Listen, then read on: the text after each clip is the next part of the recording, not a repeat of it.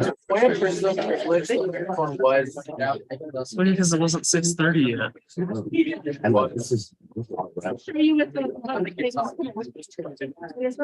Rory's laughing. You know what the camera's showing? Oh, well, it's going.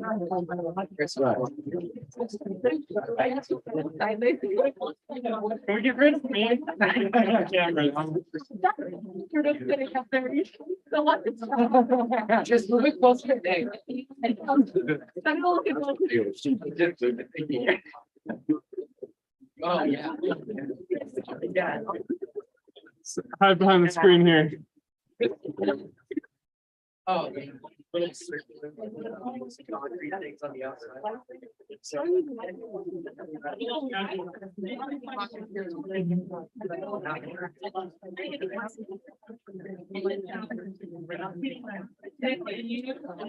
Wait, who's Mr. Silva? I don't know. I've heard he's a loser though. Personally.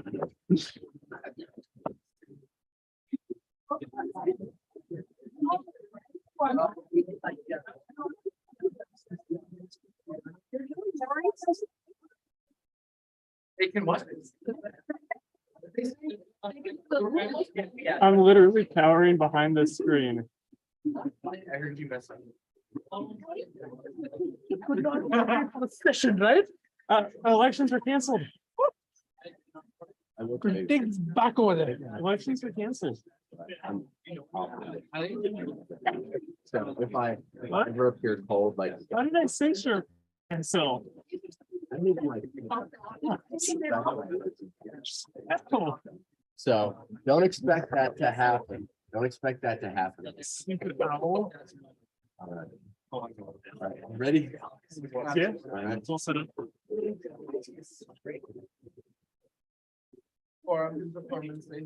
Hi, everybody. We could get settled. It's my honor to call the 19th session of the 52nd Senate to order. We will start with the Pledge of Allegiance. Please stand and join me if you're willing and able. Pledge allegiance to the flag of the United States of America and to the republic for which it stands, one nation, under God, indivisible, with liberty and justice for all. Move on to the CSU land acknowledgement. Colorado State University acknowledges with respect that the land we are on today is the traditional and ancestral homelands of the Arapaho, Cheyenne, and Ute nations and peoples. This is also a site of trade, gathering, and healing for numerous other Native tribes. We recognize the Native peoples as the original stewards of this land and all the relatives within it. As these words of acknowledgement are spoken and heard, the ties nations have to their traditional homelands are renewed and reaffirmed. CSU is founded as a land-grant institution, and we accept that our mission must encompass access to education and inclusion. And significantly, that our founding came at a dire cost to Native nations and peoples whose land this university was built upon. This acknowledgement is the education and inclusion we must practice in recognizing our institutional history, responsibility, and commitment. Now the swearing in of new senators and associates. So if that applies to you, please come to the front and we'll swear you in.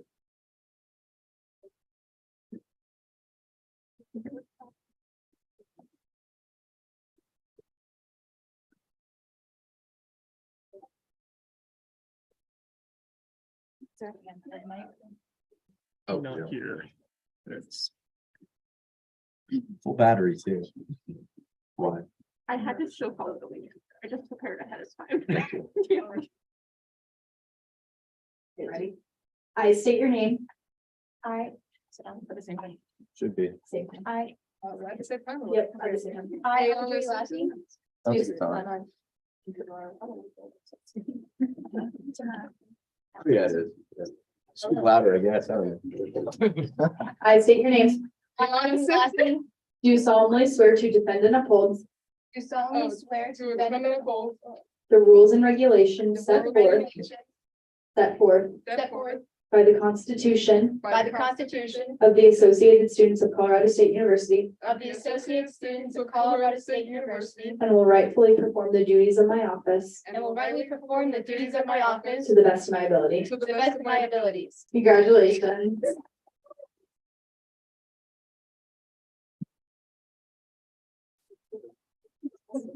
We'll now move into beginning roll call. The Speaker Pro Tempore will call the roll. You're with me. Speaker Gustavo, Here. Speaker Pro Tempore Carlos Perez. Officer Bukhari will be late. Parliamentarian Sonetico. Chair Aslan. Here. Chair Ritter. Chair Ritter. You're supposed to be on Zoom. Yeah. In the library. Okay. Chair Salazar, Here. Chair Schumer, Chair Trout, Present. Senator Abdunabi, Present. Senator Amy. Here. Here. Senator Ayala. Here. Senator Bouchard. Here. Senator Deeds. Here. Senator Benson, Here. Senator Donaji. Senator Doyle. Here. Senator Gottschall, Here. Senator Hill. Over here. Senator Johnson. Here.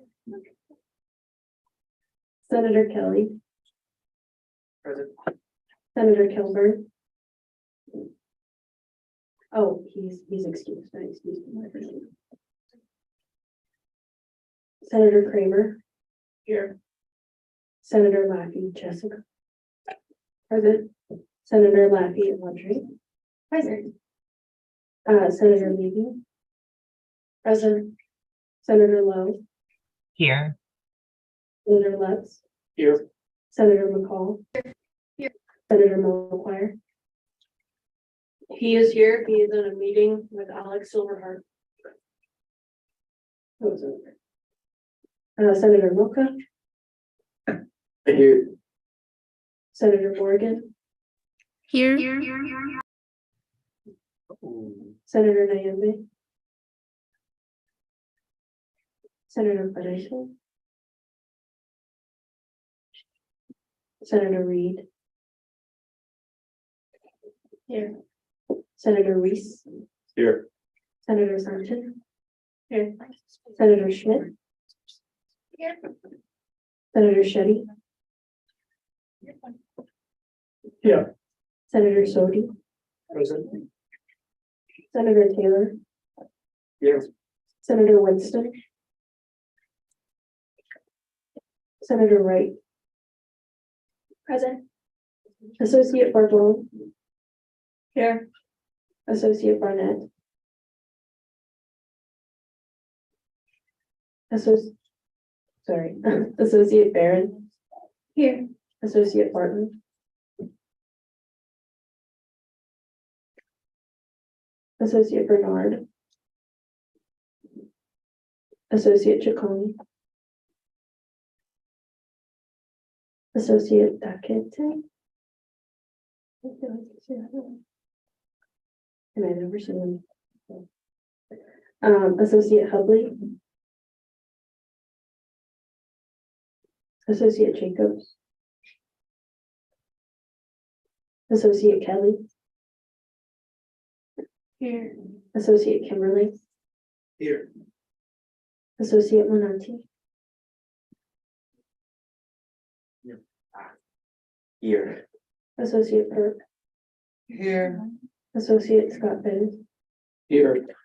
Associate Chow.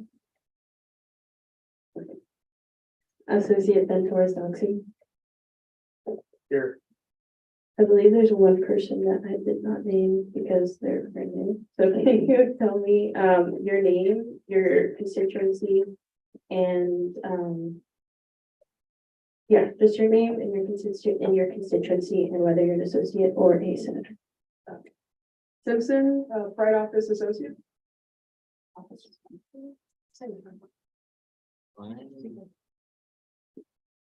Your name one more time and can you spell it for me? That way I have it right, last name first. Simpson, Simpson. Ayana, Ayana.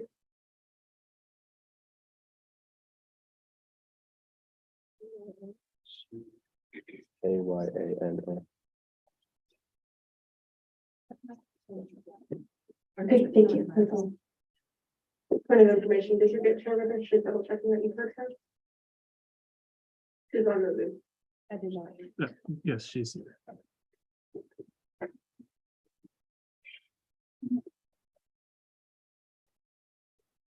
With that, we'll now move on to consent agenda. Is there any dissent?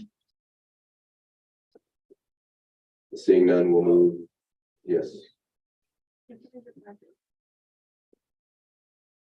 I don't even know what's going on right now. Goldfish brain to the max. If we could just, I could just motion to put election of SFRB members on there.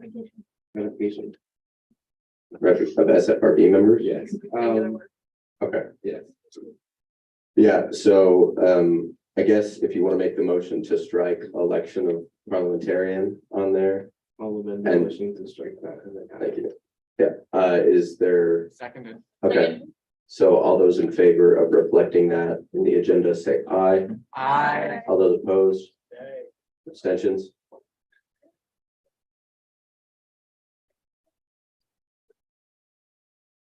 We aren't having parliamentarian elections today.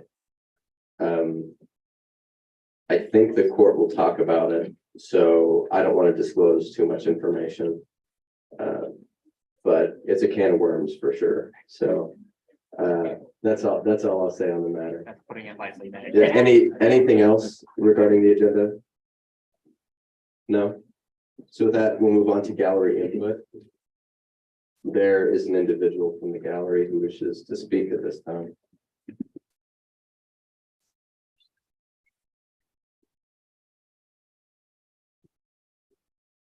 Yes, 5 minutes. Can you all hear me? You have 5 minutes. Mr. Speaker.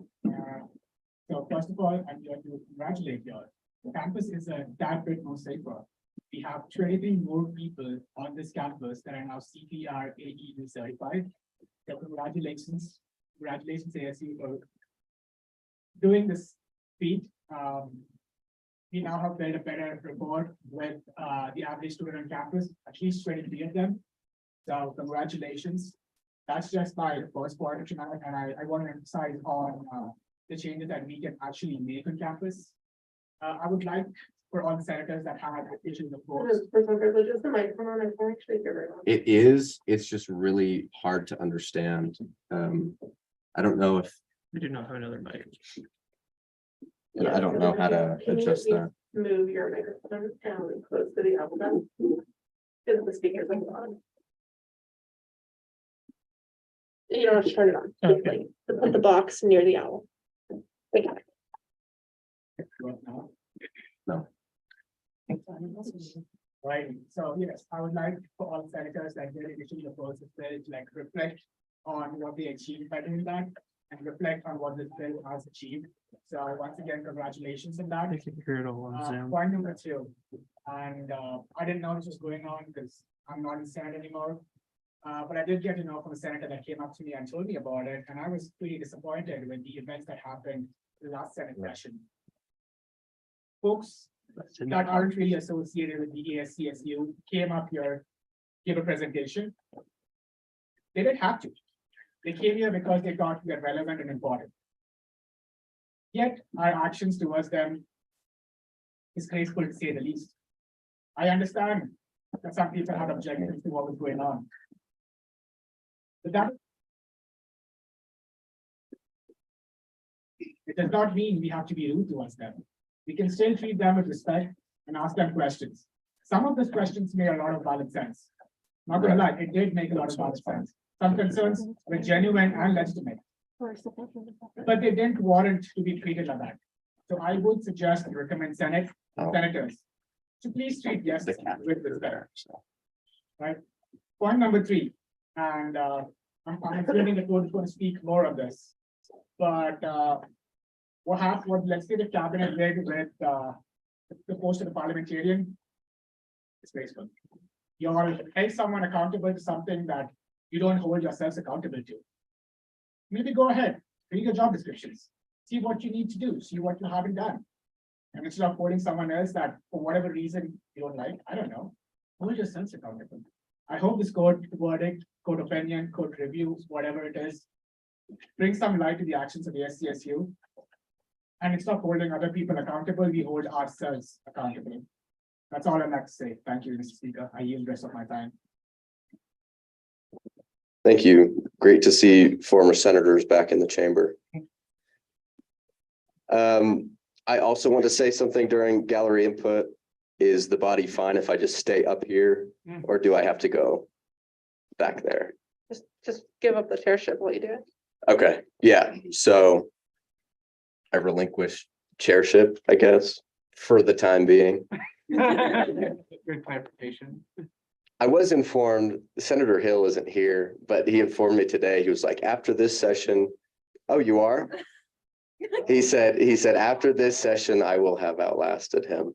But look, listen, he's got a great legacy that I got to follow up to. So I do have to go back there. Mr. Speaker, thank you. Or Also, Madam Speaker, I'm present. I see that, Senator Hill. Hi, everybody. I also wanted to address the events of last week. I'll try to speak as loudly as possible. Actually, yeah, I'll just do this. Hopefully that's better. So, first, I have to begin this saying that it's clear that there was harm caused to individuals in the Senate. And, you know, when you think about it, going back to when I was growing up, my parents always told me there are 2 things you don't talk about at the dinner table, and that's politics and religion. And it just so happens that this body, its #1 job is to talk about politics.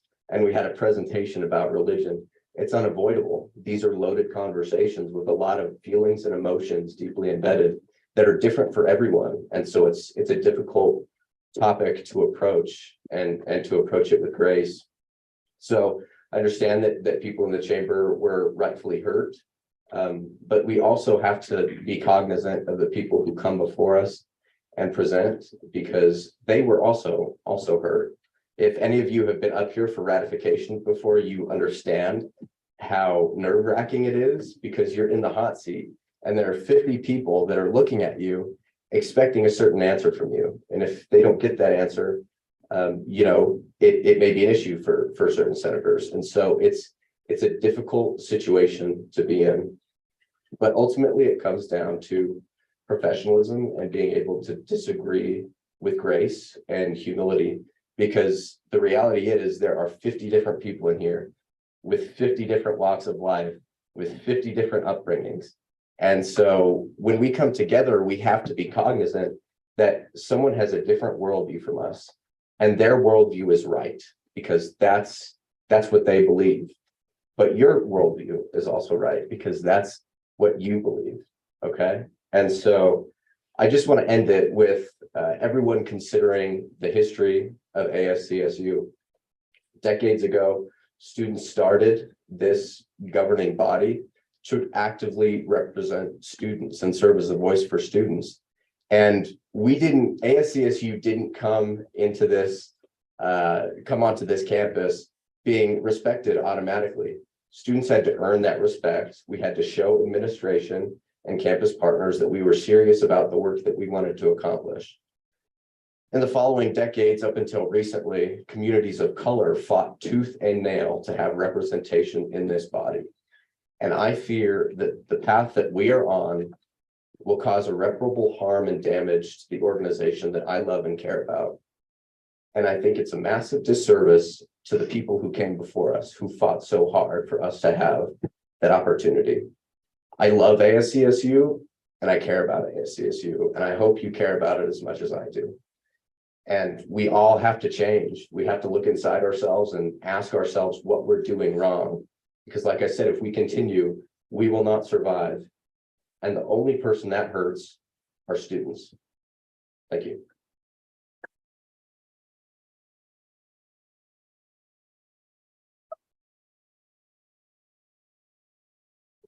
Is there anyone else from the gallery who wishes to speak at this time? No? Seeing none, we'll move on to our guest speaker, which is transportation. All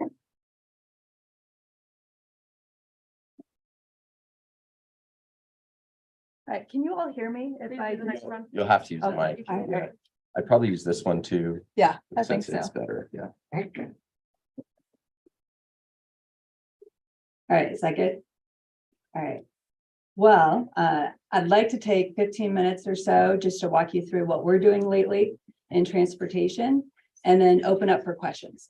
So what we're working on right now is our transportation demand plan. It happens every 10 years. So if you go to the next slide. Right now, we've solicited Kimley Horn, a consultant, to help us with our 10-year master plan. It's got a cost of $172,000. We do have a grant that's going towards that cost, but we really value Kimley Horn coming in to provide that objective presence to solicit information and help us build the strategy for the future. All right, transportation demand management. A lot of times people think transportation, I think parking. We really want to get the information out there that we're all modes of transportation. We're about ensuring we have access with all modes of how people want to travel to campus safely. And that's for our visitors, students, and staff.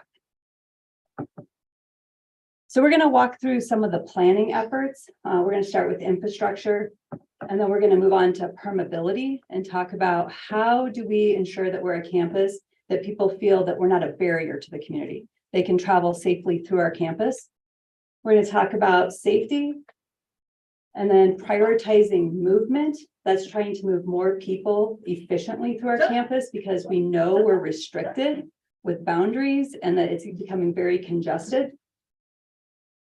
And then we also want to focus on our connectivity as we think about foothills, as we think about South Campus. How do we continue to build connectivity, not only between our campuses, but ensuring that once somebody arrives on campus, can they easily connect from transit to a bike or transit to spin or transit to a safe sidewalk? You know, we want to focus on all of those things, connectivity. All right. And then you can go on to the next slide. So what we're working with Kimley Horn is on sharing all of our data. We want people to know that we have a lot of data, a lot of information, and we're providing all of that from our crash data that we get from the CSU PD, our permit data to know what the demands are for permits and parking. We want to know our transit ridership. There's a lot of information that we have that we're handing over to Kimley Horn to assist us with this evaluation, but it's also equally important for everybody to know that we need information like bed capacity. How many students are coming to campus? We need to understand how are classrooms being filled? What does the schedule look like for classrooms? What are we doing for infrastructure? All of those things right now we need to be engaged in because a lot of times it's after everybody arrives that we're working. And so we really need to know to plan for the future. What is the forecast for students? How many are coming on campus? And how are we going to, you know, navigate safe movements for all of these students? So this is an example of just some of the data that we've used in the past working with the city of Fort Collins. This right here was a 5-mile stretch of road. And thank you. And what we did is we worked with the city to map all the households. We were able to show that almost 8,000 staff and students lived in this 5-mile stretch. And that actually helped fund a $600,000 investment with the city to create a low stress bike pathway. So that's just one example of how we've used data to partner across the city and not just within the university. This is an example. Every year we work to understand the movements at all of our intersections. That's bicyclists, pedestrians, and vehicles. We not only want to know how many are moving through the intersections, but what way are they going? So this allows us to understand where do we maybe need to work on infrastructure and improving the safety? Where do we need to focus potentially on education or even enforcement because of risk to safety? This is an example just going a little bit further where we worked across our region, working with UNC to understand where all the UNC staff and students and the CSU staff and students so that we could support the initiative for a federally funded transit route, the Poudre Express. That new route actually moves from Greeley through Windsor to campus. So it's pretty cool that this data has actually helped us drive these kind of improvements regionally and within our city. And we also want to make sure that everybody is aware that we have not taken focus off of sustainability. We know that as things improve in regards to emissions with electricity, we certainly understand that's going to create more of an attention on transportation. And what are we doing within our department to ensure that we're supporting sustainability? So we'll talk about some of these planning efforts. The first one's infrastructure.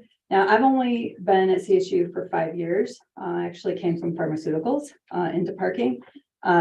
So when I see this picture, it's kind of interesting because it's pretty cool to think about how much our university's changed. And it really shows you that now an area where people were used to just driving up front door, we know that's everybody's desire, front door parking. It certainly has changed over the years. And we recognize that now we have all these academic buildings on this spine. We understand that, infrastructure is becoming, restricted with boundaries on all of our campuses. And it really impacts how we're going to move people in the future and move them around campus safely. So this diagram is to demonstrate that really, if you think about our campus and all the access points to our campus, we have our resident halls on the west side of campus, and then we have our academic buildings on the east side of campus. So everybody's really converging on the middle. And if you think about the people that are coming into campus from a north-south travel, it's really creating a lot of conflict points within our intersections. This example is something we're working on to try to move forward with adoption. And that's about thinking about all of our infrastructure in a complete street design. So that means when a building's remodeled, or if we're going to improve a street or a roadway, how can we start thinking about the design to ensure all modes are considered? The pedestrians considered, the bicyclist is considered, the vehicle, the bus. We really want these standards to be adopted going forward so that, let's say we improve, we know Clark, or we know Tilt is an area that's going to be, what is going to happen around there to ensure safe movements? What are the activities that need to happen there? So this is a standard that we want to push forward as part of our initiative. And then if you think about campus permeability, we're pretty fortunate. Not all universities have a federally funded transit on their campus. We have one right in the heart of campus that has over 10 routes that are actually moving through campus. So that means people are actually being able to come, not to the outskirts, but they're coming right into the heart of our campus, which is pretty cool. And then you have the bus rapid transit. So this is new. This is something that we worked with the city on. We provided them CSU land so that we could ensure that this bus system would come right onto campus. So again, a really cool initiative and partnership with the city. And then you think about the city bike, bikeways. We worked with the city of Fort Collins, as you saw earlier, on the low stress bike path. So really it's thinking about how the community can come onto our campus and do that safely, whether it's through transit, biking, walking. And when you think about even walking onto campus or biking, you're probably all familiar with the underpasses we have on campus. This is an example of the one at Elizabeth and Shields. And again, it's just thinking about engineering and the infrastructure to ensure that as people want to come onto campus, again, they can do so safely. And I think it's important that we recognize that we all come onto campus, but we're pretty fortunate to have a university that's focused on providing us additional amenities, whether that's break room, lactation room, meditation room. They provide us these additional amenities. So that means that we don't have to do additional commutes. We don't have to go off campus to serve these needs that we might have. Then if we're going to go into safety, there's a lot of programs that we do with safety. This was an educational program for freshmen called CSU Moves, trying to focus on how we can introduce them to arriving on campus and moving around campus safely. And then we do a lot of pop-up events. You probably have seen us. We try to go where our commuters are going, catch them for information, be there to solicit feedback and share with them anything that we have that's up and coming. This was an example of some bike Safeway event that we were doing. And then Vision Zero, I think it's really important that safety is first for us as we're looking at all of these transportation modes and understanding that we had a student that was struck and killed on campus. And from that, the president had put a charge out there to have a Vision Zero task force, meaning 0 serious injuries and fatalities. And so that is, our priority and our focus is to make sure that everything we're looking at is through that safety lens. So then we're talking about throughput. This is an example of a drawing for the Elizabeth bus rapid transit. So I don't know if all of you have heard about this. This is kind of the Max 2.0 that will run Elizabeth.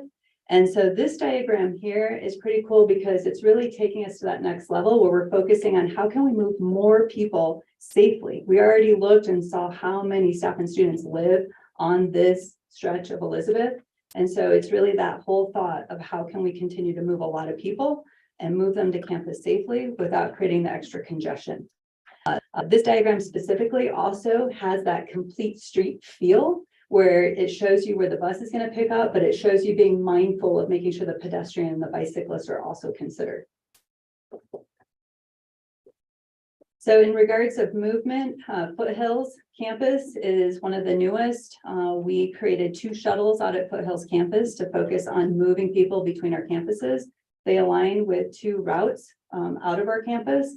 And really, that's just the beginning. It's definitely not our final product. I mean, obviously, we're focusing on the Elizabeth Bus Rapid Transit, but it's just our efforts to, again, try to create the connectivity and the movement of people between our campuses. So now we'll talk about the connectivity. And this is another example of the Elizabeth Bus Rapid Transit. This is a diagram at Overland Trail and Elizabeth, and it's showing you where we hope the future will be regarding an actual transit center. And that this transit center will allow us to create more connectivity points with our staff and students and more opportunity to have people be able to move through transit, but maybe to a remote parking area or to bike or spin or whatever it might be, but just trying to create that kind of central hub of movement. And then I just want to point out that we do also focus on rental car, for our staff and our employees. And then we have the free transit. Spin is our newest partnership as providing a resource. And then Zipcar. One of the things that we try to get out there is that you only have to be 18. So we try to get that out at orientations to make sure that our freshmen that are coming on campus know you don't always have to bring a vehicle. There are options to make those trips that you might need to make. So kind of in closing, there's a couple more slides. We just want you to know that our focus is not just within the university, but how we can be good partners and good representatives for the university across our region, our city, and our state. So if you go to the next slide. So here we're just in phase 1. We've got over, I think, probably close to 40 sessions that we've had this, just trying to make sure people know we're starting our 10-year master plan and what that means. We're going to be moving into phase 2, which is really trying to get more detailed engagement. We're building a survey for detailed engagement, but we also have focus groups. We really need student representation in these focus groups. We're going to be trying to solicit students to join these focus groups. They really are just a short commitment, but we really want to get all voices so that as we're building our master plan and we're taking in this feedback, every single group on campus is included. And it's our consultant that's going to be running these focus groups just to make sure that we're staying focused on our objectivity and really trying to understand what our customers' needs and wants are. So now I would just like to open it up for questions or comments. Okay, Senator Hill, and then Associate Senator Scott Perez. Okay. Thank you so much for your, excuse me, presenting. So I just want to say that I love your presentation, especially about safety. My first year, 3 years ago, I actually did many projects relating to transportation reform. I even went to one of the committee meetings, and most of you ideas have had like bike stoplight, like those blinking stoplight things, as well as like speed bumps or something like that. I know also that the latter was pretty controversial among others, but what are some ideas in the past 3 years that have been evolved to like more specifically address issues like transportation safety and whatnot? I really appreciate that you asked that, and I was in that committee with you back then. And, honestly, what we're really trying to get out in front of everybody is, what do we need to do? Do we need to close intersections? I mean, we really need to have a conversation, because as our campus gets restricted and as we have thousands of people going through intersections, what do we need to think about? Do we need to remove vehicle access in some places? Do we need more separated pathways? We've been talking even specifically in the garages, adding speed bumps to slow people down in the garages. We've been talking about restructuring one of the garages even to create better pathways. We've talked about traffic lights. We've talked about even closing part of Center Avenue by Lake. I mean, all of these things have been actually in front of consultants. And so this is where we're really trying to understand, and it's kind of part of that change movement, right? You need to get all this information out in front of everybody so we can all be kind of focusing on our efforts for safety. And then we can kind of understand, well, why are we going in that direction if that's a direction that we choose? So I appreciate that feedback, because safety is definitely our priority. Thank you. Do you yield, Senator Hill? I just want to say that thank you so much. It's good to see you again. Thank you, Mr. Speaker. Thank you. And so on the speakers list, I have Associate Scott Perez, Senator Lowe, Chair Trout, Senator Dietz, Senator Taylor. Is there anyone I missed? Okay. Is it Associate Perk? Yes. Okay. Okay. All right. Go ahead, Associate. Okay.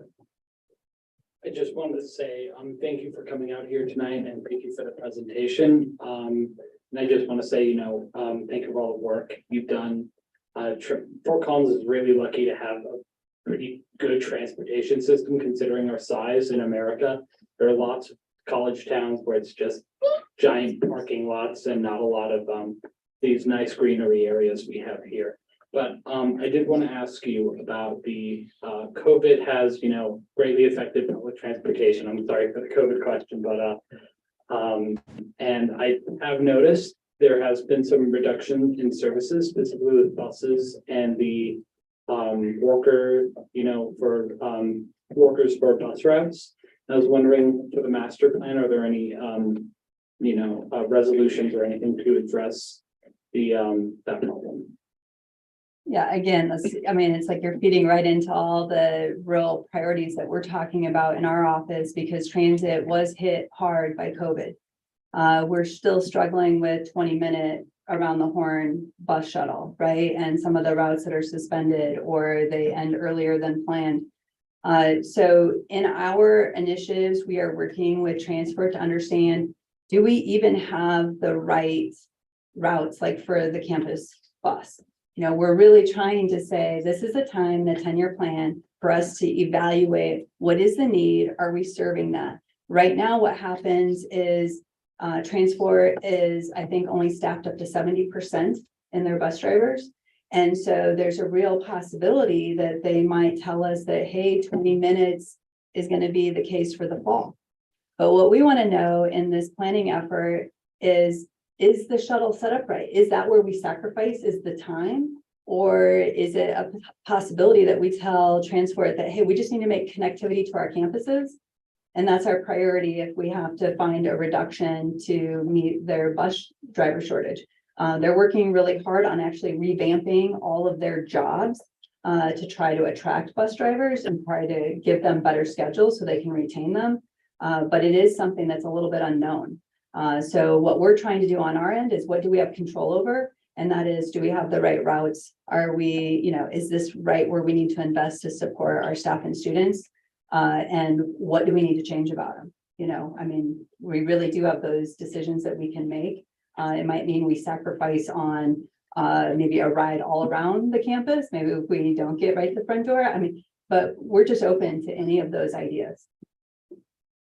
Thank you so much. I yield the rest of my time to the chair. Thank you. Senator DeLoe? Hello, can you hear me okay? Can y'all hear me okay? Could someone let me know? Yeah, we can hear you. Awesome, thank you so much. So I am a senator for the Student Disability Center, and I have a couple of questions about the van courtesy shuttle. So my first one is about the form itself. So I have a mobility disorder, and I noticed when I was applying for the shuttle that there are only 3 gender options as male, female, and other. And there was no place to put like a preferred name. My legal name hasn't been updated to my preferred name. And I was wondering if transportation would be open or willing to update the forms to be more inclusive.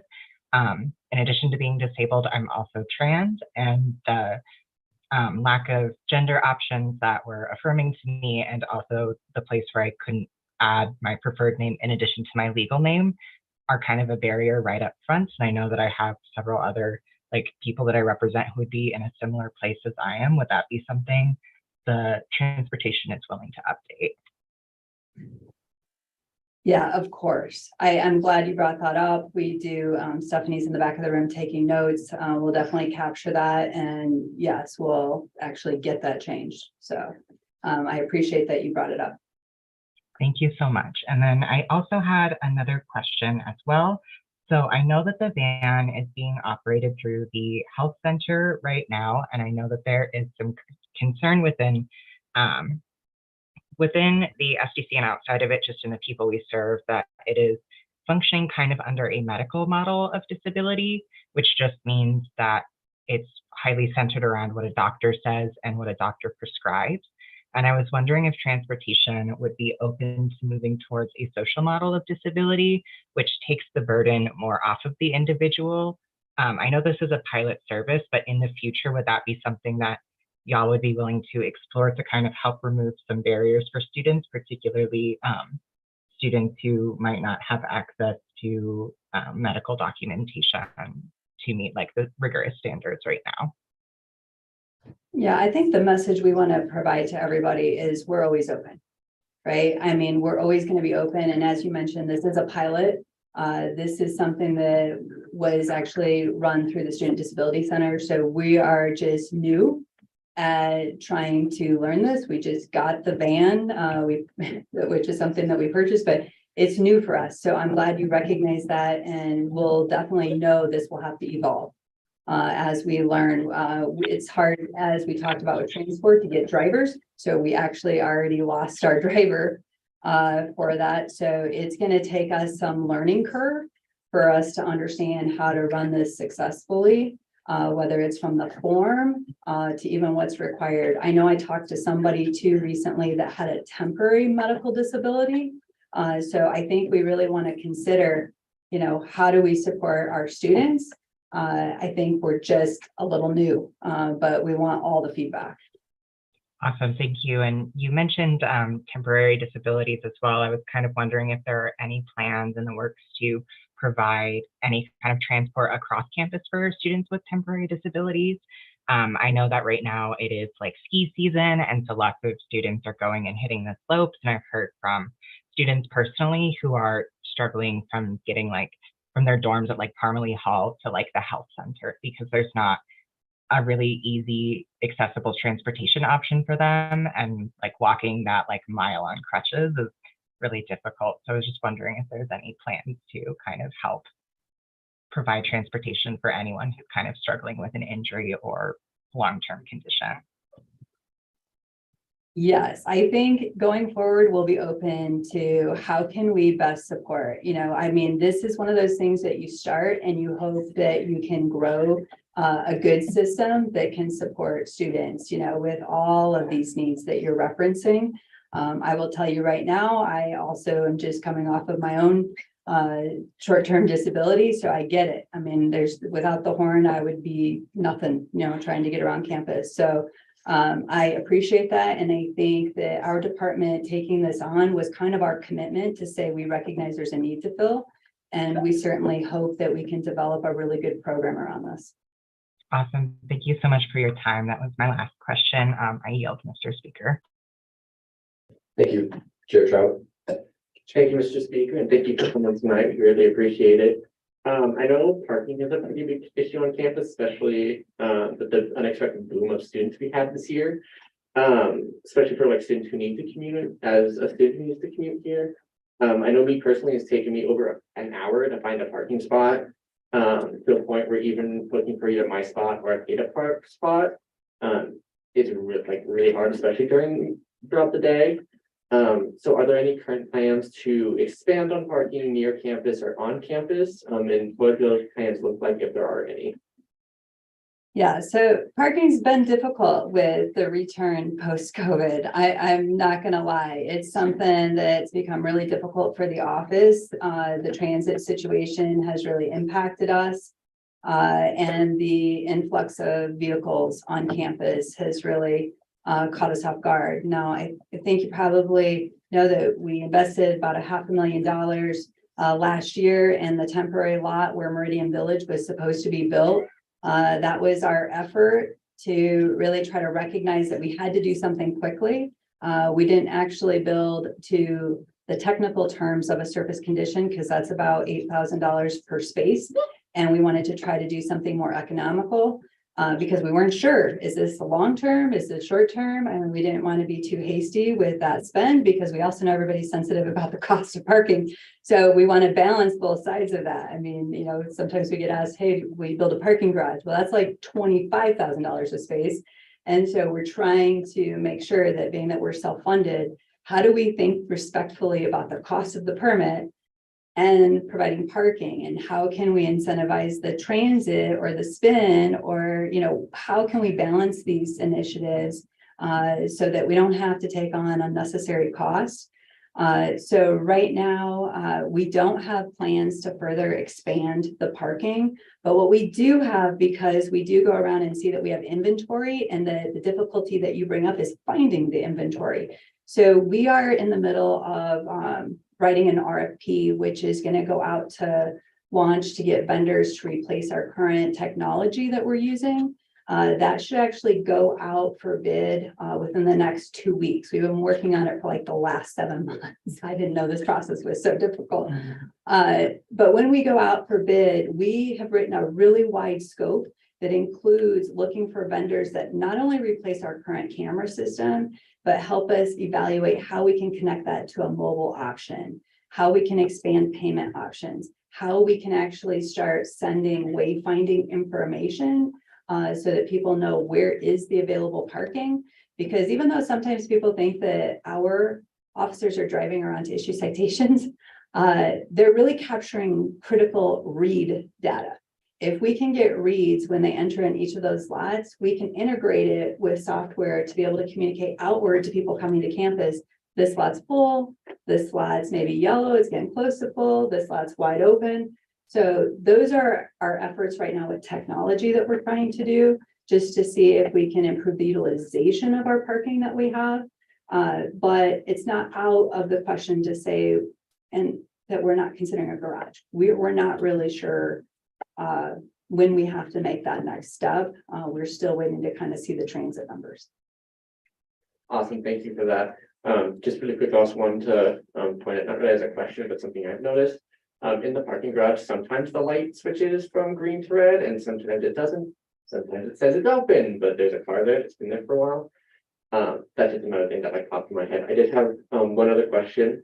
I know parking lots can also be kind of going back on the parking lots, unfortunately. They can be hard to maneuver sometimes, especially when it is peak hours, whether like it's multiple, it's really kind of scary sometimes having to maneuver through parking lots or parking garages when there are so many vehicles. So you're talking about speed bumps earlier. Are there any other like brainstorming, like just what's the word I'm looking for, like draft ideas to make parking lots more safer? If there is anything. Yeah, it's great feedback. I honestly, we don't have anything currently with the surface lots. As was mentioned earlier, we run into a little difficulty with the maintenance of the lots from the facility side with snow plowing and things like that. So as we consider infrastructure changes, we have to work across with our facilities group to say, how does that impact the work they do and potentially making the lots safe during the winter. But it's great feedback because we do look at all of the crashes on campus, where they're happening, where the biggest risk is, and who's involved in them. So one of the things that we are prioritizing is our budget and our spend to those highest areas where we see the greatest risk for injury. Awesome. And then just my last question, one more time. Sorry, Chair Trout, your time is expired. Okay, I will just message you or talk to you Yeah, afterwards, but that's all I have.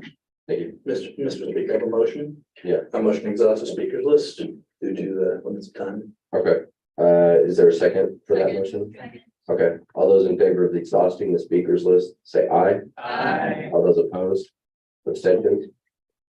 Okay, Senator Dietz, you are next. Hey, thanks so much for coming out tonight. Position myself better on this. For coming out tonight, I think that the initiatives that you guys are doing are really awesome. Love to see the 10-year plan you've got. Just kind of a general question. What resources or aid can ASCSU lend to y'all or support? And I know that's a pretty general question, so if you don't have anything specific, no worries. Well, I'm glad you asked that because honestly, the one thing that comes to my mind all the time is communication and getting out in front of students regarding all the things that we're doing. I'm not gonna lie, going from pharmaceuticals to parking is kind of an interesting transition for me, but yet bringing over a very heavy customer service focus that I had in pharmaceuticals. And we really value all the feedback that we get from students. I mean, they led to Park Mobile, right? That was led by students. You think about, we changed one of the res halls to like a Y permit that was led by student groups. So for us, it's just trying to get the feedback out there. How can we connect with students? We started texting a little over a year ago, trying to find ways to connect with students. Because if we can let them know that we're a partner, call us, we value their feedback. That's the information we want to get out there, is what's the best way to reach students. And then we'd love to have student representation on, our committees. I know we have ASCSU that does represent in that committee. We would love to have committee students on our appeals board. We have an appeals board where we highly value having this independent board so that people don't think we're in there deciding what's happening with citations, right? This appeal board has come to the point where over 80% of the appeals are actually waived. I don't know that information's out there, but it's really getting the information out there that we're about education. That's our focus. Our focus is not writing parking citations. So we just need to get information out there that students know they have great ideas and we appreciate hearing them. Just a quick point of personal privilege, please use a gender inclusive language. Sure, thank you. And yield. Thank you, Senator Taylor. Both of the questions that I had have been touched on, so I don't think I have much. I guess I will just say I have a twin who goes to UNC. So that bus that goes to UNC, that's awesome. I love that. And I love kind of how big you think of not just having stuff on campus, but within the city and statewide. So I do love to see that. And thank you. And I yield. Yeah, that's awesome. So we're also looking at a bus from Wellington. So those are already in the discussions. Thank you. I had the next question. I had the privilege of serving on the Parking and Transportation Board last semester. And one of the issues I always had was that area down Hughes Way. And because to me, it's a safety issue, especially if there are big trucks that park. And sometimes you have to actually even go over the median to avoid hitting those vehicles. Is there anything in the works to fix that issue? There honestly is not anything in the works to fix the Hughes Way. It has been a discussion about what can we do, kind of to the earlier discussion about the parking lots and what can we do to improve safety. What has been discussed is what do we need to do in the future regarding the library? Because we started talking about what's the source of that risk. And so we started talking that do we need to start thinking about the library being more stationary vehicles? Does it need to be more, rather than split with hourly, does it need to be split with res hall students? Or does it need to be split with staff? And then the engineering lot is all hourly, right? Because it's right off of Laurel. So we're having discussions regarding, do we have our parking lots configured correctly to promote safety? And so thinking about that long stretch on Hughes, our concern is more around why people are taking that long stretch and how do we need to think about that differently going forward with any infrastructure. Thank you. And I'll just go ahead and yield to my speaker pro tempore. Great. So just a big concern that I guess I've taken notice of, is almost a lack of stop signs. Obviously there's no, it's like more of a hassle for the driver, but that doesn't really matter when there's people crossing the street and, a few tons worth of metal can definitely kill someone. So I've seen it definitely coming out of the lot that was built, the lot that was built where Meridian was supposed to go. There's only one way in there, there's only one way out. There's a stop sign leaving, but there's not a stop sign going either way, the way that there is on the opposite sides, like going towards the library or leaving and then going on Shields. Is there any way that, obviously I would hope that a stop sign would be built there, but I'm assuming that there's also other areas on campus where there needs to be stops. Yeah, I think the difficulty with that is that it's right close to another intersection. And so I think one of the things we're looking at more specifically regarding that area is, does Meridian Avenue need to be shut down in the future? And not allow vehicle access so that we reduce the turning movements that are creating the conflict points. So those have been kind of our discussions. Is when Meridian Village was going to be constructed, we had talked about even moving Meridian Avenue just to try to think about the turning movements and reducing the turning movements. So just because Meridian Village isn't necessarily happening, we're still having those discussions about what to do with that road, because that road right there is a concern for us on Pigpen, as well as even going into the parking lot down further into the stadium. Those are both problem areas for us. So kind of like Hughes Way, we're talking about what's causing the problem and do we need to think a little bit bigger and broader regarding the roads. Thank you, Mr. Speaker. Thank you. Associate Perk. Evening, ma'am. How are you? Good, thanks. Good. Coming here to talk about parking, I mean, Yeah. I'm great. Lovely. I am an out-of-state student. I came in specifically because I thought this campus was really beautiful. I come from a city with a lot of trees, a lot of greenery. They work that into their walks. They work that into their spaces. So when I was coming to a campus, I needed that same level of open space, of greenery. I wanted to ask, with future plans of expanding possible walkable places or streets and bike paths, how are you going to balance keeping that open greenery space with making our campus more accessible for walking? How do you find that balance for keeping our campus green while also allowing us to connect with the outer city? Thank you. Can I ask where you're from?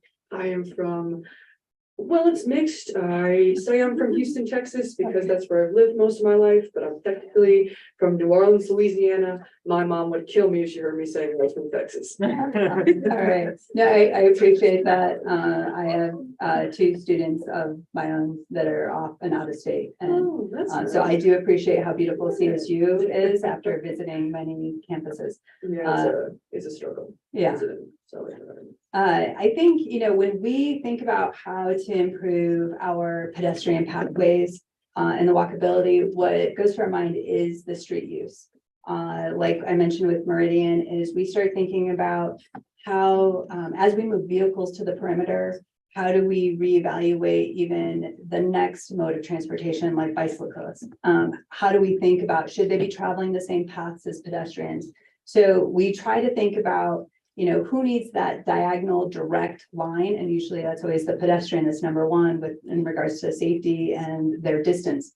But then we start thinking about, do bike pathways need to be reconfigured potentially in our efforts? Do the cars need to come off streets where we shut them down? Like I mentioned with that meridian between Pitkin and Hughes Way. And then the example on Center Avenue where we talked about maybe we would close that intersection down by Lake. So those are the kind of things that we're talking about so that we preserve the green space and we preserve how beautiful our campus is by just considering that as we continue to have buildings that are, for instance, a good example is when we think about some of the reconstruction that's going to be coming here soon. There's parking areas that are in the heart of campus by animal sciences that will end up not being accessible, right? Because we're going to go through this construction and it's going to shut down an area that's one of our highest demand areas. So what we see happening over time from that picture I showed you from the 1960s is the infrastructure is pushing parking out. It's always pushing it out. And we've accepted that. And we just hope that we can at least help educate people on the safety of why that's important in order to keep our campus, the beautiful space that it is. Thank you so much for answering my question, Mr. Speaker. I yield the rest of my time. Thank you. Senator Lappy. Thank you for coming. I have a question. So I know that the library parking lot can get pretty congested trying to get out of campus. I was wondering if you guys have any plans to maybe fix that in the future.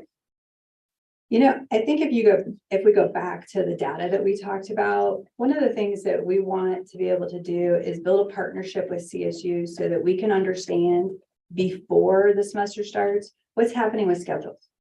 It's not until fall semester starts that we understand that the peak time's at 11. And then we find out in spring, hey, you know what, the peak time's 10. So things are always shifting for us. And so what happens when you talk about lot utilization and traffic flow is it's really impacted if you think upstream as we're scheduling and as we're bringing on and forecasting this growth, that if we can kind of get ahead of that and be aware of that, it's something that we want to focus on. That's why we are thinking that maybe the library in the future has to be more stationary vehicles, vehicles that are not going to be turning over all day long because it is really a traffic jam. And we have to think about that. Now, we don't mean that we think about taking away parking, it's just shifting it. How do we shift parking that's closer to Laurel so that people are just coming on and getting off Laurel directly into the parking lot without having to go down a long resident, street. So those are the things that we're thinking about. Plus this technology improvement that we're looking at is how can we improve wayfinding so everybody knows where the available parking is so that we can try to get education out there to maybe improve people's movements around campus. Thank you, Mr. Speaker. Thank you. Senator McCall. Hi. I kind of had just like a question / comment. So I am among those who have sustained an injury recently. And I live very close to campus. I live off the Laurel and Shield, so it should be like relatively easy for me to get to campus. Usually I bike, but I can't do that unless I have a bus in me. And the other day I was like, okay, I should just like take the bus to campus, or to like where I need to go. I have a class in the stadium. But I learned that it would take me about a half an hour to get from my house to campus via the bus. So it's like, okay, I could do that 30 minutes earlier, like not a huge deal. But then I have classes till 7 and the buses only run till 6:40. So I can't really use the bus because how am I going to get home? I was wondering, I know you kind of touched on there being like a lack of drivers because of COVID and stuff like that. I was wondering if that is something you all are considering, or at least just like making the buses run as long as classes run. Yeah, that's great. In the survey that we're sending out and the focus groups we're doing, that's actually one of the selections. What does the bus need to do? What is the priority for the customers? Is the priority the early morning, late evening? Is the priority just connecting between UCA and main campus? or foothills in main campus. We need to actually understand, what do we need to go to transport with on behalf of the staff and the students to say, this is the priority of needs for the bus routes. So it's something that we are definitely focused on, because we recognize we're not servicing everybody we should, not just students and class schedules, but also employees who are working late shifts or early shifts. Amazing, good to know. Thank you so much, Ayla. Thank you, Associate Kimberly. Thank you, Mr. Speaker, and thank you for coming out tonight. I yield for redundancy. I'd love to hear that. Senator Sodi, finish us off. Oh, so I've noticed a lot of points of concerns were raised, but it is reassuring that those conversations are being had. So I wanted to ask about the other side of the coin, which is a friend of mine likes to use the analogy of the limit. So he likes to explain systems as something like you start up at 0 and they slowly improve, but there's no end point of the improvement. It's basically a limit. So you approach the limit infinity, and eventually it's like an asymptotic thing. That's how he likes to explain it. So with that being said, I just wanted to ask about efficiency, speed, cost, because those things need to be balanced in transportation systems, I'm sure. And I wanted to ask specifically that in the 10-year master plan, is automation anywhere in the list? Is it being discussed at all currently or no? Can you explain what you're referring to with automation? Automated buses. Oh, all right. Certainly, it wouldn't be off the table to talk about it. I think in the more immediate, we're just looking at programs that are automating our technology and our connectivity to students first. That's our primary focus, here 1 to 3 years. I would also say our electric vehicle support and programs are probably our immediate short-term focus right now. But certainly you hear a lot about automation. It would probably require a lot of infrastructure change as we think about automation. So additional expenditures in regards to that. So it's something that we would definitely be very cautious about. I think our efforts to work with the city on the Elizabeth Bus Rapid Transit, that's again, in that next 5 years, that's really our heavy focus, is partnering with the city in regards to those transit systems. But I'm glad you raised the question, because everybody's talking about autonomous vehicles and things like that. I mean, it would definitely give it a test on our campus to see an autonomous vehicle going by 2,000 people and people that don't stop. And, but nothing's off the table. And I think your point of continuous improvement is really valid. I don't think we're ever going to stop. I think we just keep finding ways to make things better, right? And what is awesome about the position we're in, even though people might think, parking, transportation, don't want to be in that department. What's awesome is that we have students every day that we interact with positively to create change. And so I don't see that, coming to a stop. You get new students all the time, new technologies and everything. We're just going to keep this cycle. That's the beauty of being on a university campus, is we're not going to get stagnant. Thank you. Thank you. Yeah, parking and transportation is definitely one of the most hot button issues on the minds of students. Great presentation, great questions, everybody. Thank you for coming. Yeah, thank you.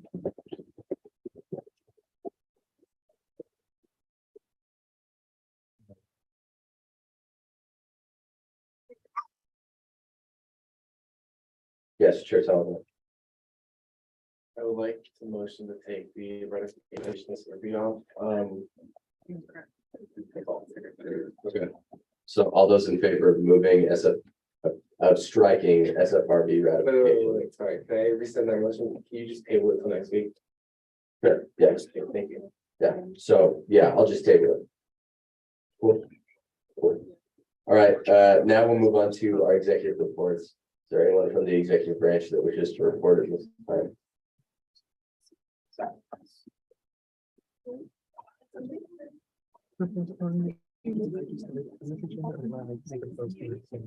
You can make a postcards and like save folders. Are you sure? Hello,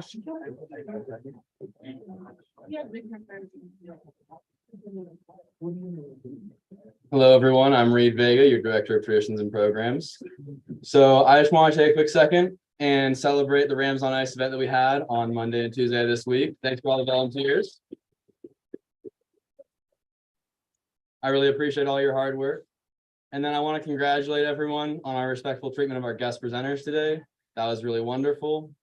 I think it's really important that we treat every member of ASCSU with respect because we expect them to treat us with respect.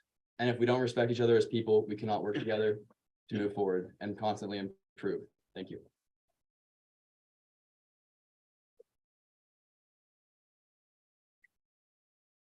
Hello, everybody. I miss everybody's Hello. faces. Thank you for the engagement.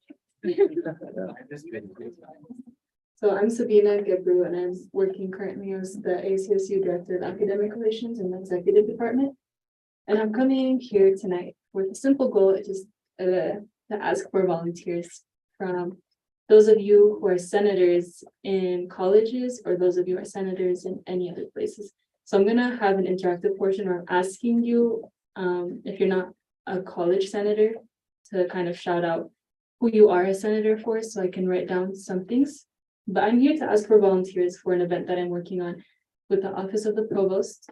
So the former provost, Mary Peterson, came in here last semester talking about CSU's reaccreditation process, and they are looking to gather data to help CSU improve as a school. And since I'm working in academics, I'm focusing on academic aspects of improvement. So I've been working with the provost to get an event together.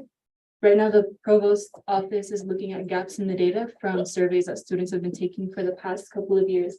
They're going to find all the gaps, they're going to make a questionnaire, and then we're going to have an event where we're inviting students from all of the colleges to come give their input in an open forum format. So kind of shouting out, what they think CSU is doing good, what they think CSU can improve on.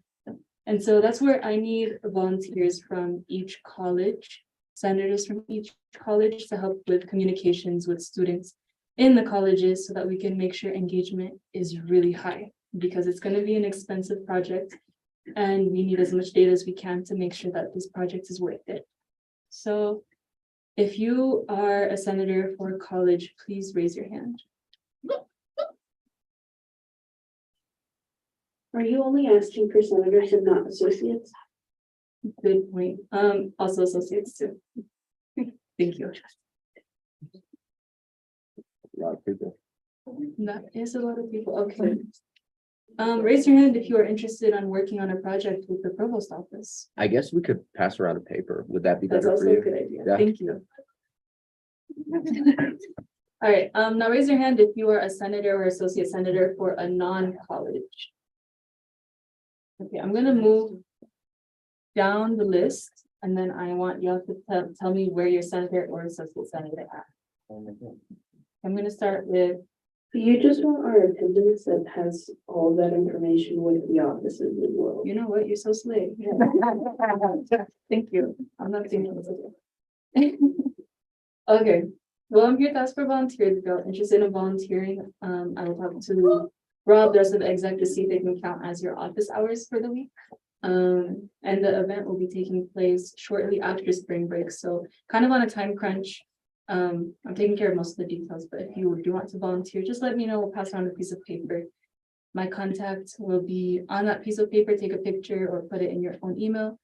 And then, yeah, reach out if you're interested. And then I'll be following up next week to see if there's been any engagement thus far. Okay, and that's all. Thank you. I believe Associate Kimberly had a question and Senator Jensen as well.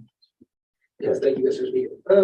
How much like time would this take to volunteer for it? Like hour wise, a week or so? I would say it depends on how efficient your work is and also depends on communications with your college. But you're looking at less than 3 hours. Awesome, thank you. I yield, Mr. Speaker. Cool, and then that was one of my questions. Also, what are we doing with our college? Like, I get this is for the provost, but what actually are we going to be doing if we volunteer? What are you looking for us to do? Okay, so I need liaisons between me and the office of the provost and the colleges. So volunteers will be responsible for communicating with me, any communications going on between your college's dean council, student council, to me and the provost. Right now, what you'll be communicating isn't clear yet because I still need some information from the office of the provost. But as soon as I have that information, I'll be able to give it to you, which will kind of guide what your volunteership looks like.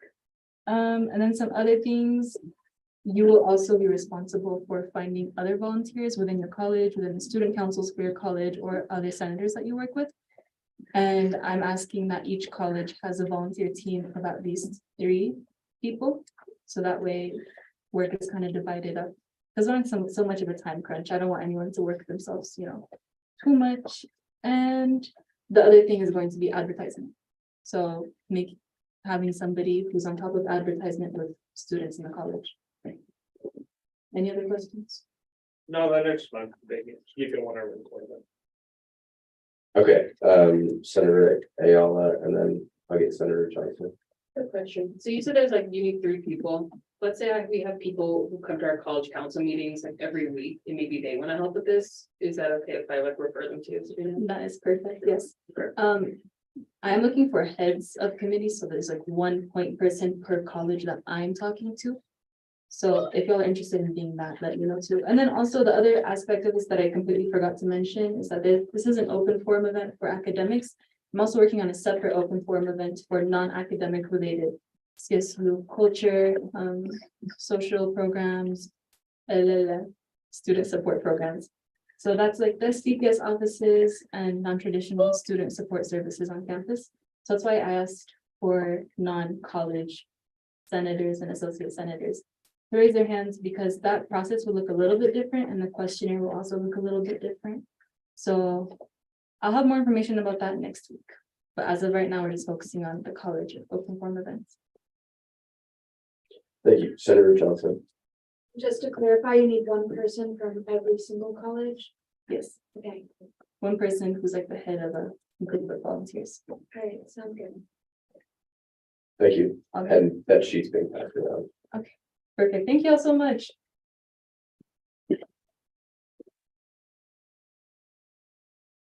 Hey everyone, my name is Jen Cook and I'm your Director of Finance. My main role as Director of Finance is just to chair and run BSOF, which is the Board for Student Organization Funding. So I'm just going to give you a couple of progress updates on how far along we are and stuff like that. So far I've worked with 16 organizations and allocated, including stuff that's pending, allocated about $100,000. Our budget is $150,000, so that's awesome. BSOF is getting a lot of traction. I'm really happy with it. That being said, there is $50,000 left. So for those of you who are part of student organizations or your colleges or whatever, I highly encourage you to apply for BSOF funding soon if you have events planning for later in the semester, A, so that you can follow those timelines, and B, so that we have those funds ready for you. We've also had 2 successful RSO events. We had 1 last semester and then 1 last week. And between both of those, we've reached about 60 organizations, which is again really great because one of my goals was RSO outreach. So again, yeah, those are my updates, and I'm just an email away and my door is open if you have any questions about funding or BSOP applications, and I highly encourage you to apply if you have events later in the semester. But thank you.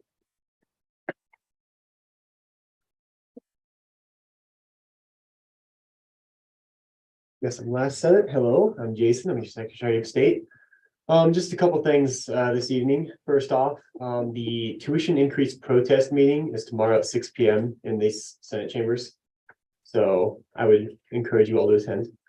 And then the Deputy Director of State Law and Policy, that application is on Handshake. So if you're interested in a job in exec, specifically like governmental affairs, the application is open Handshake now and you can apply. There'll be an interview process and then we'll select someone for that position. Other than that, I was largely out last week due to having a pretty bad tooth infection. I had to get a root canal. That was not fun. But I'm back now and working on, that's right. Working on scheduling meetings with RMSMC regarding contract negotiations and whatnot. We have to have the draft, like kind of a baseline draft done by the end of the month. So I'll be reaching out to a lot of relevant parties regarding that. That's all I got. If you want to have something in the collegian, feel free to reach out to me. I'll type it up for you. But yeah, thank you.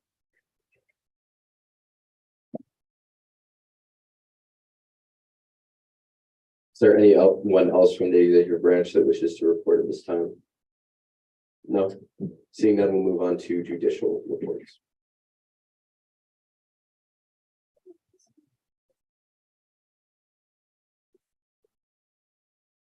Good evening, everybody. Lots of bright smiling faces. Deputy Chief Justice. Okay, so we have some exciting new developments on the court.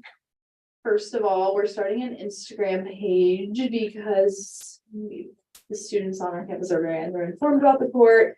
As our members of ASCSU, the Supreme Court Instagram name is ASCSU Supreme Court, getting creative. So give us a follow. We'll be posting weekly infographics about legal issues that we've been working on. All of the justices are taking part in this, so it's a great collaborative team effort.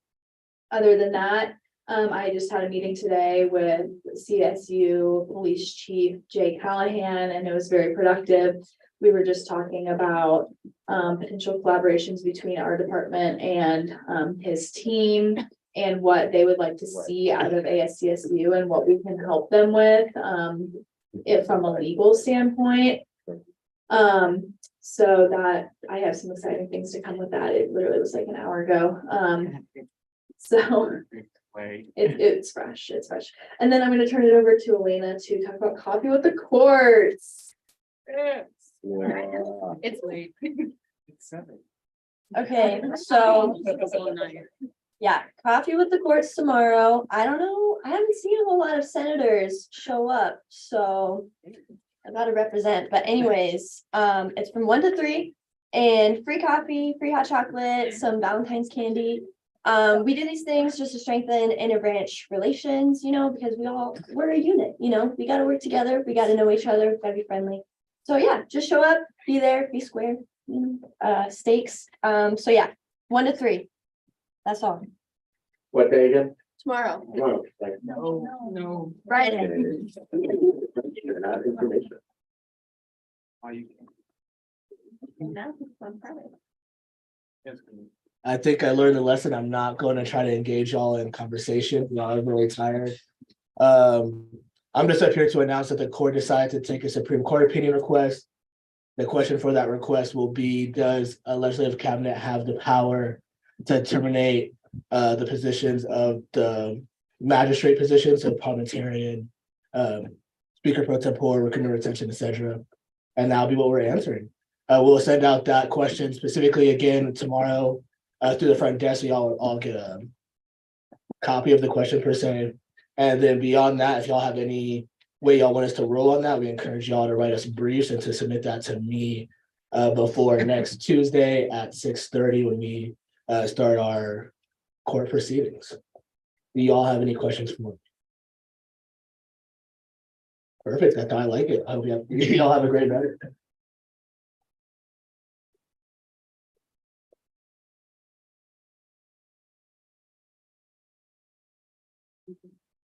All right, we'll now move into confidence business. Will the parliamentarian please put 2 hours on the confidence clock?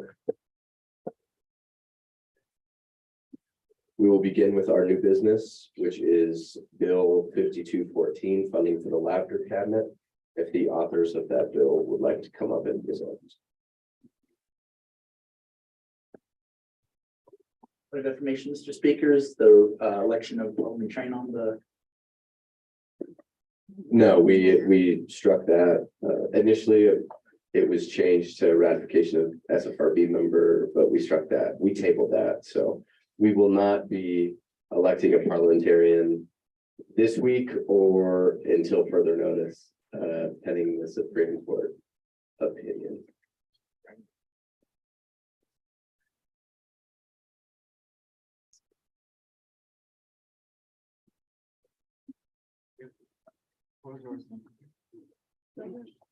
Perfect. Can you read the abstract? Yeah. This. This bill aims to fund the Lavender Cabinet. This cabinet serves trans, non-binary, and gender non-conforming students with gender-affirming garments, resources, and care. This bill aims to allocate $20,000 from the Senate discretionary fund to continue this service for students.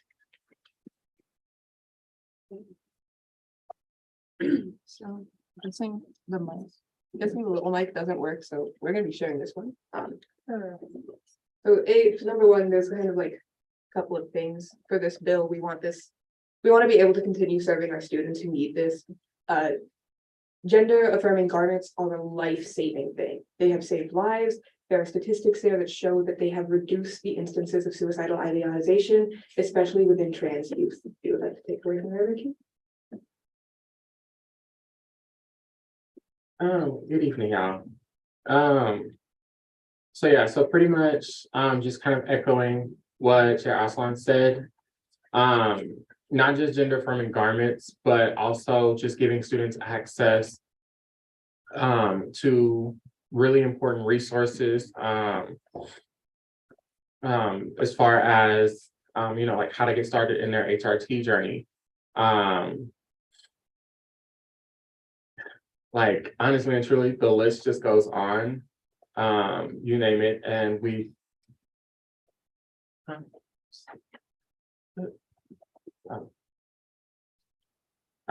yeah, you name it, and we try to make sure that that students are covered. One of the things that I can definitely say personally, just as a trans person myself, I experience a lot of gender dysphoria, body dysmorphia. And so when I first discovered the Lavender Cabinet, and mainly like just discovered that gender affirming garments even existed, that that was kind of a bit of a life-changing moment for me. Being able to walk into a space, have the privacy of exploring these things, and then being able to obtain a garment that kind of helps me live a little bit better in my skin was paramount and continues to be paramount to my success here at CSU.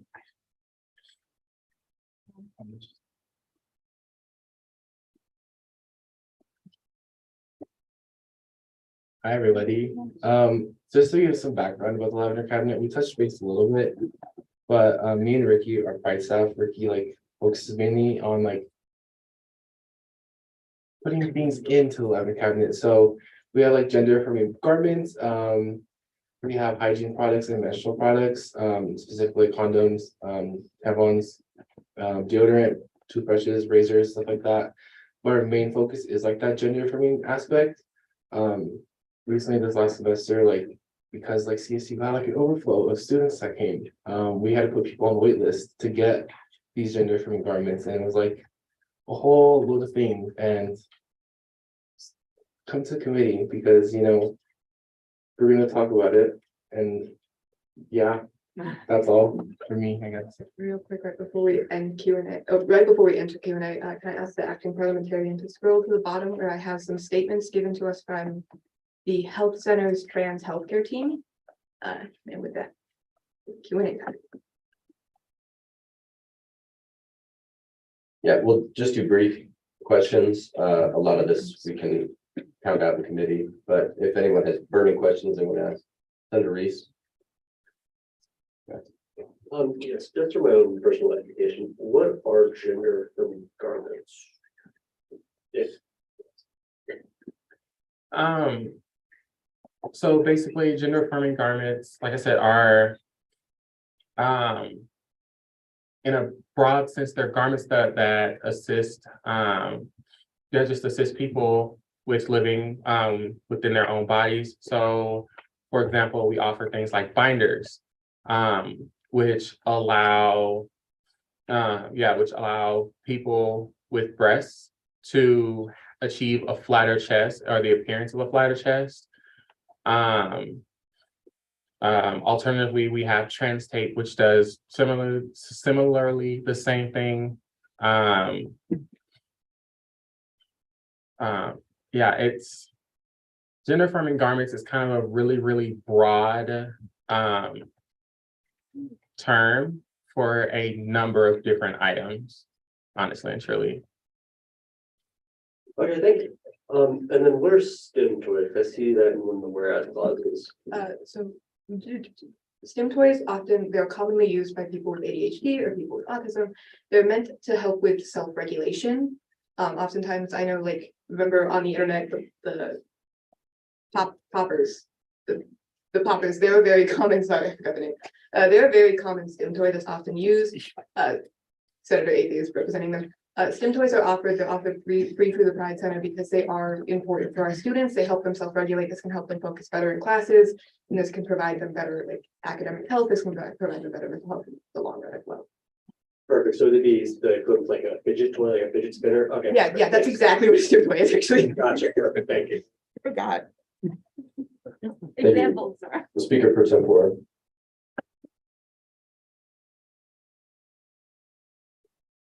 So I was around when the first, I don't know what it was called the first time. I don't know if it's like was originally the Lavender Project, but when ASCSU funded gender affirming garments.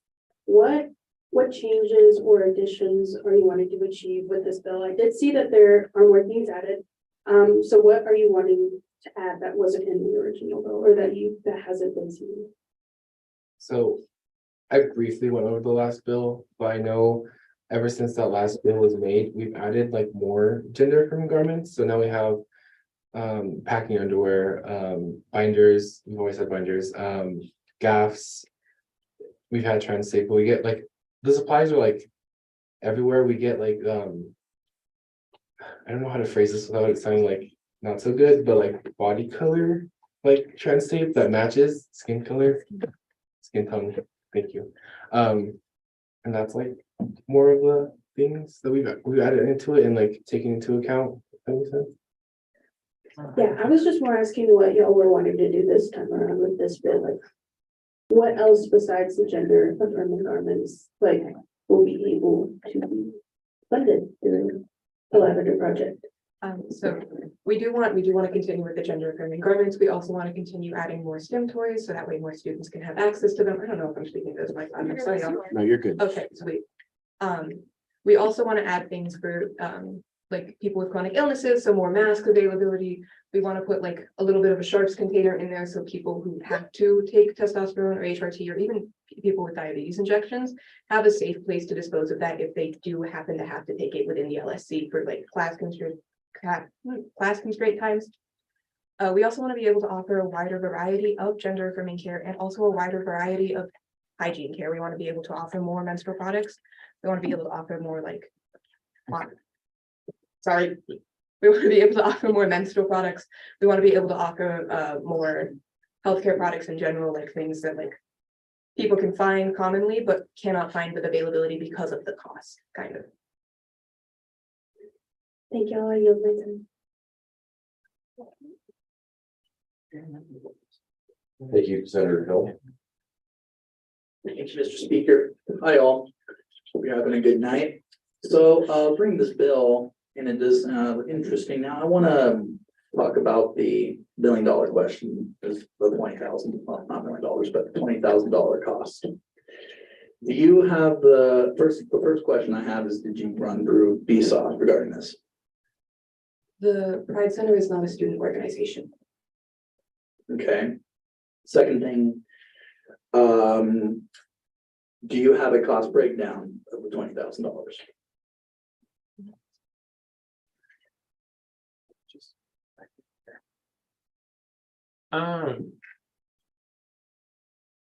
So I don't have like a itemized cost breakdown, mainly just due to the fact that that some months we run out of medium binders and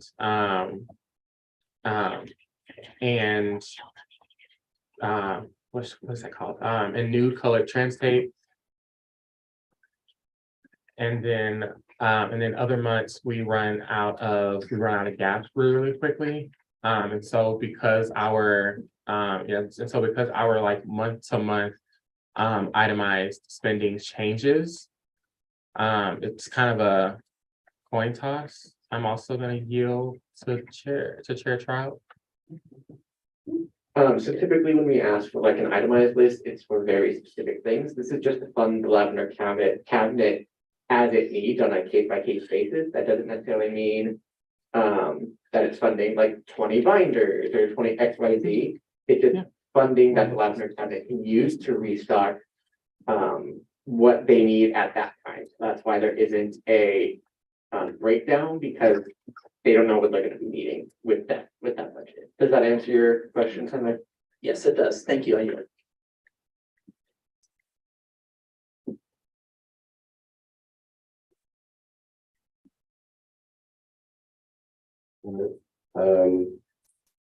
I think next on the speakers list is Senator Johnson. I yield my time for redundancy. Thank you, Senator Sodi. So out of curiosity, do you guys know what the trans population at CSU is? I'm not sure if we do know that, because coming out as a trans person is a risk to someone's safety. So a lot of students here at CSU may never feel safe enough coming out, will never feel safe enough selecting trans as their identity on a questionnaire sheet. So there isn't really any real way to get a count of the amount of trans students. I can say with certainty that the lavender cabinet's resources are used. They are used to the point of where we are out of money from the last bill. They have been used to the point of where we have students on wait lists because we don't have the materials ready and accessible to serve them. So they're here. Some of them just may not feel safe enough coming out for us to have those numbers. And then to also touch base on that, the Pride Research Center, like as a collective, the SDPS, on the CSU application, we're not really like getting an identity portion onto the thing, whereas like BAC gets like that specific thing, so they're able to reach out to a broader team of students. And some students may feel a little targeted by putting their identity on application, so it's not very like something we're able to have access to. We're trying to, but it's iffy. I'm talking about the ones that already self-identify. Do you have any numbers? I could ask the director, but so we, how do I put it? So we don't currently have those numbers. However, very recently, I think it was last semester, on RamWeb. On RamWeb, they did add, what is it? Basically, you now have the ability to self-identify. And so it'll probably be, last I heard of it, it'll probably be until this time. Yeah, it probably won't be until this time next year that we'll actually be able to like have enough length of time to where we can start to pull those numbers, and then also just like get a better sense of how our numbers are fluctuating. Yeah. Okay, you. Thank you, Senator Jeets. Yeah, so just throwing it back to Senator Hill's question, some of my constituents and I feel that $20,000 is a very large general type fund, and I understand that specific items can't necessarily be laid out for this list, but would you consider adding some examples and the cost of those examples, the quantities of those examples as this bill goes through committee? I will talk to our Pride director about that. I'm hesitant to do so because the cost of gender affirming garments is kind of constantly changing. Also, we have to look for new sources due to some production problems with the ones we have currently offered. And we want to be able to provide the safest for our students while still being able to cover that cost for them. And can I yield to Senator Ely? So I think the best example in how the money is going to be broken down is the previous bill, right? Almost all of that money has been spent. I think they got 15,000 last year, or was it 12? 13? Okay, so it's $13,000. And that money technically doesn't expire until next year, if not the year after. July 2025. 2025, July 2025, and that money is already gone. And that closet is empty all the time. They are constantly ordering stuff. So I think that that's the best example of how this money is going to be being spent, because we gave them 13 and it only has lasted 2 years. And that's why they're doing 20. Yeah, so I definitely understand that. So maybe then a better course of action would be to say, this is what we spent all of this money on, and this is maybe the things that we need to spend it on in the future. But just a suggestion. Thank you. I'll look into it. Thank you. Thanks, Senator Lutz. Excuse me, do you plan to offer Narcan or other materials like that in the lavender cabinet? Yes, so I can't remember how we acquired it last semester, but we did have it last semester. And one thing I can say is that we went through it insanely quickly, which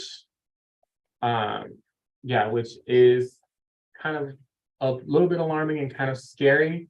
And so due to how quickly the Narcan was being taken by students, and then also just having some students express personally how having it, how being able to easily obtain it made them feel a lot better.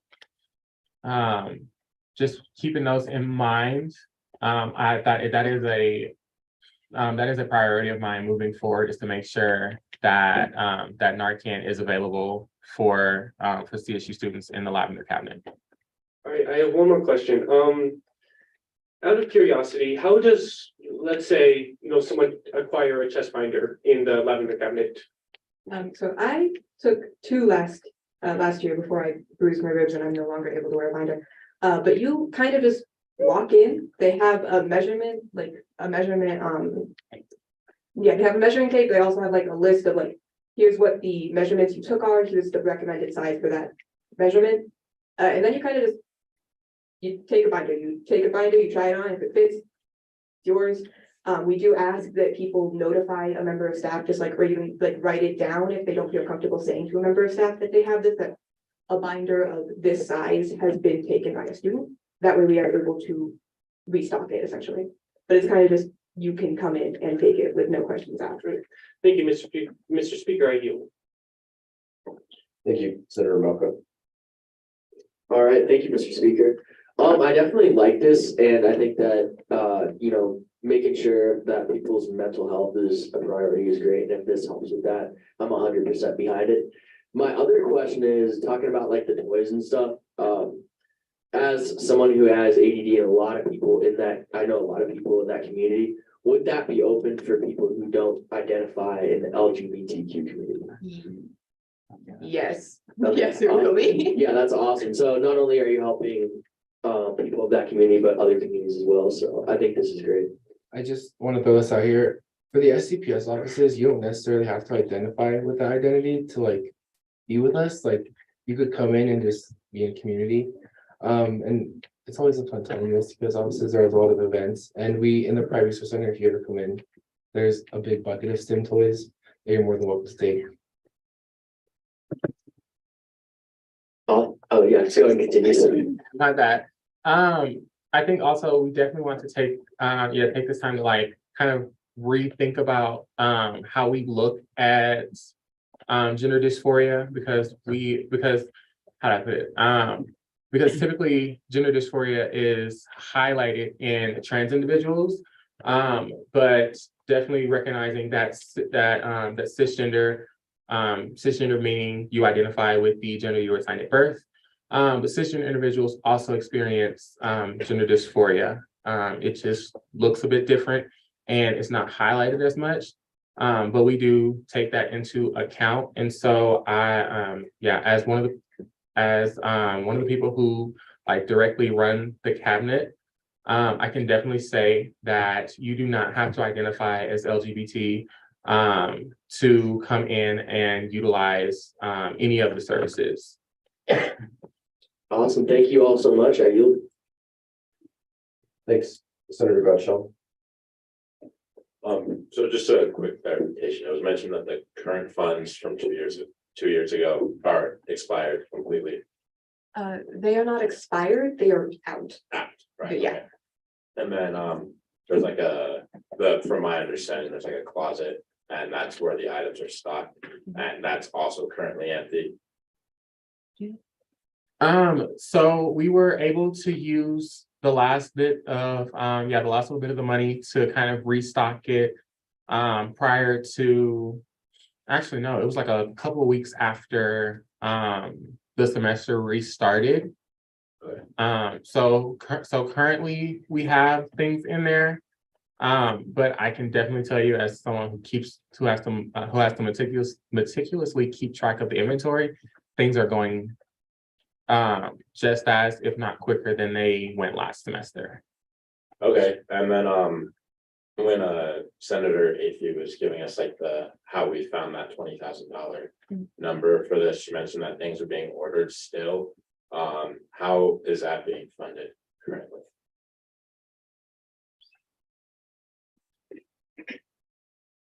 So to my best knowledge, like I said,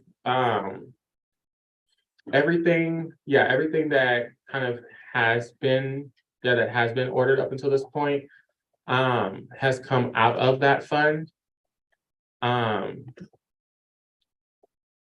I don't think that we've ordered anything like very recently, though.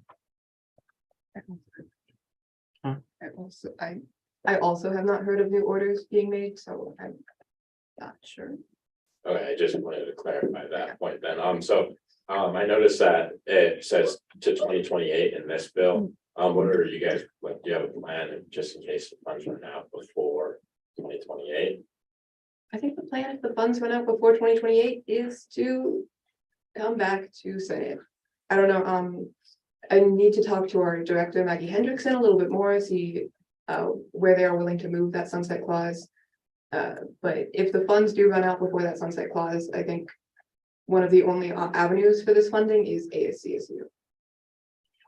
Thank you. And then my just last point, I do appreciate what you guys are trying to do. I understand everything, but $20,000 is a lot of money. Is there any plan that you guys have to secure like a different source for the future? So this isn't something we have to, you guys have to keep burdening on yourselves.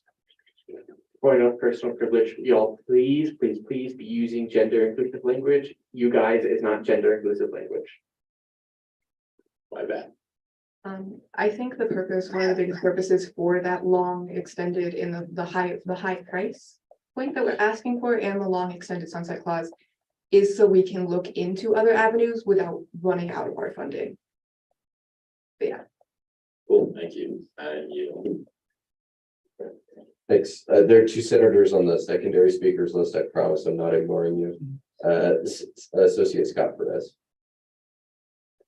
First, I want to say, thank you for what you guys are doing. I've literally only heard good things about this, so I think 20,000 is a more than acceptable amount of money for this. I mean, 15K lasted what, 2 years? Or so 20,000, I'm sure it's gonna last in a well amount of time. But my question was, is there a chance for there to be a gender affirming clothing for maybe like guerreras, Latino like clothing? I know that's like a very important part of my community, and I would like to see that for like gender affirming clothing. Thank you. So currently we only offer garments.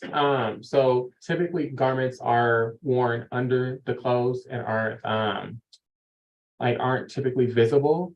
And so clothing is more like, it's more outward expressing. Okay, thank you for clarifying that. I yield the rest of my time. Thank you. Is there anyone else on the primary speakers list who hasn't spoken, who wants to? No? Okay, we'll move on to secondary. Senator Reese. I love that. Senator Stody. So I hate to do this, but from my perspective, it seems very underdeveloped and undercooked. You guys don't know the numbers. You're not specific as to what the Point of requirements personal are. privilege, please use gender inclusive. I apologize, Thank Force you. of habit, I apologize.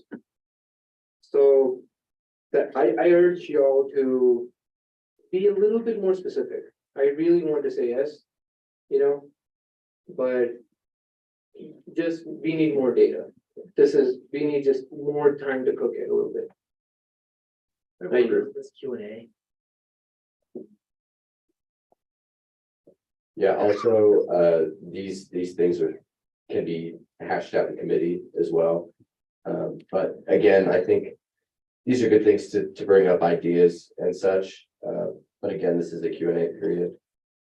So any of the, if you want to respond to that, you're more than welcome. I do encourage you to come to DEI Affairs Committee 4 to 5 on Fridays in the ASCSU chamber, just to plug it.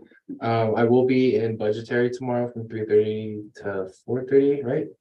Okay, yeah, it's in the ASCSU conference room, so I'll try to go back to the director to get that data piece and answer your question. But just for everything, like I can validate your concerns that all the students are using this resource, and it's a constant thing that we get in the center. I feel like about 30 students a day asking just for gender affirming garments. So yeah, come to committee.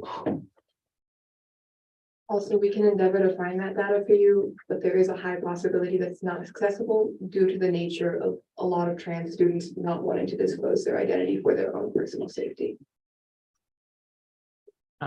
Also just as as someone who is in part responsible for curating these items, I can definitely tell you that that any data that we give you thus far is just going to be a snapshot in history, honestly and truly, mainly because number one, the cost of gender affirming garments is going up, and then number two, how do I write this? I try my hardest to make sure that I am sourcing the best materials for these students.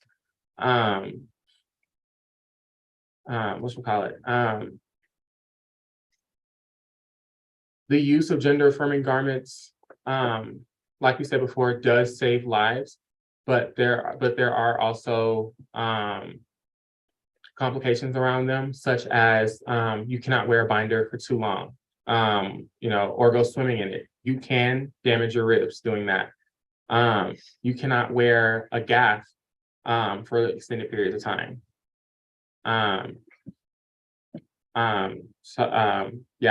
So like I said, I'm always trying to make sure that the students are getting what's going to be the best and the safest for them.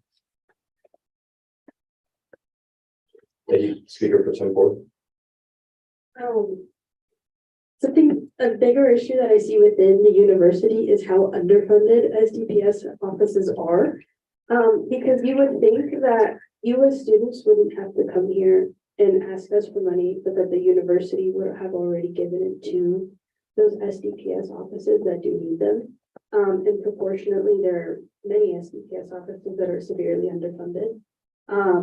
So have you also considered in an effort after this to push for more funding for SDPS offices that do continue to be atrociously underfunded?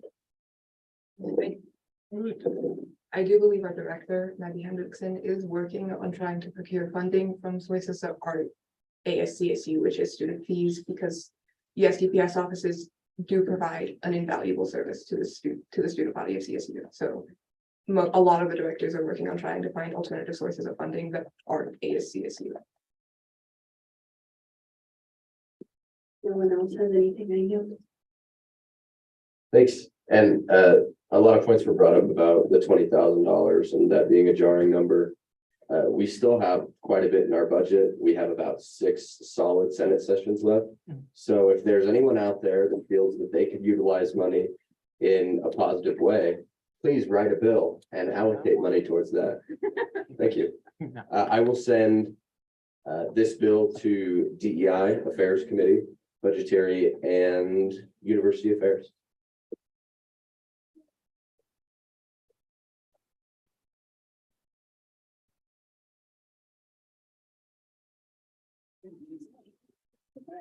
Yep, that is it for our business of the night. So we are now ending roll call. The speaker pro tempore will call the roll. We still have a report.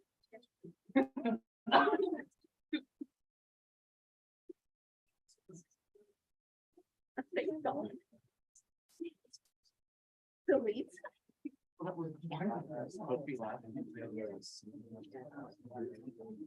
Alrighty, y'all. We'll start from the beginning. Speaker DeSalvo, Here. Speaker Pro Tempore Cabeza Perez, here. Officer Butari. Parliamentarian Sonarica. Chair Aslan. Here. Chair Ritter.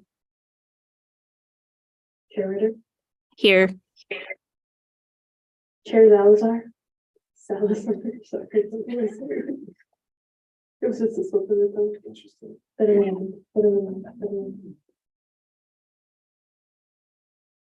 Chair Schumer. Present. Chair Trout. Present. Senator Abdullah. Present. Chair, sorry, Senator Aiken. Here. Senator Ayala. Here. Senator Bouchard. Here. Senator Deep. Here. Senator Denson. Here. Senator Donaji. Here. Have you been here the whole time? Mhm. Yes. Okay, yeah, I definitely marked you. Absolutely. Were you not here for beginning roll call?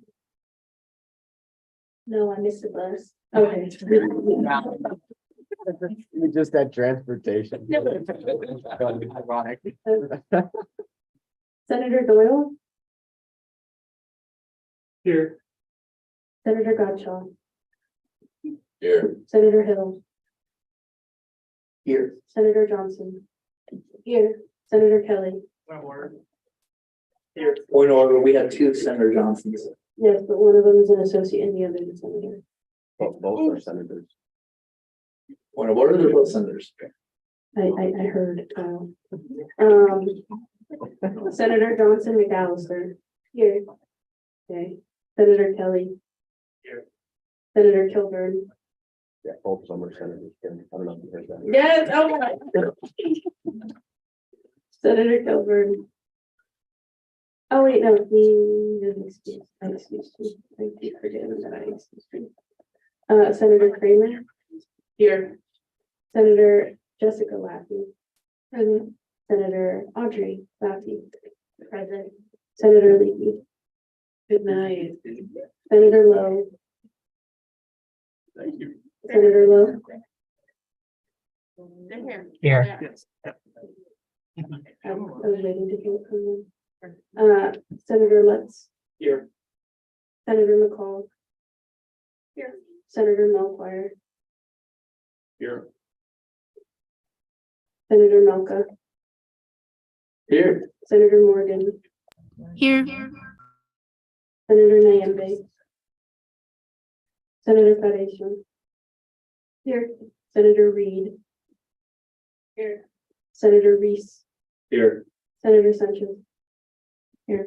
Senator Schmidt. Here. Senator Shetty. Yeah. Senator Sodi. Present. Senator Hayden. Taylor, yeah. Oh, I'm so sorry. Senator Winston. Here. Senator Wright. Present. Associate Barbone. Here. Associate Barnett. Associate Barron. Here. Associate Barton. Excuse me. Associate Bernard. Associate Chacon. Associate Beckett. I'll find out. when I see them. Associate Hubble. Associate Jacobs. Associate Kelly. Here. Associate Kimberly. Here. Associate Lonati. Here. Associate Prick. Here. Associate Scott Perez. Here. Associate Zhao. Associate Ben Forsbach.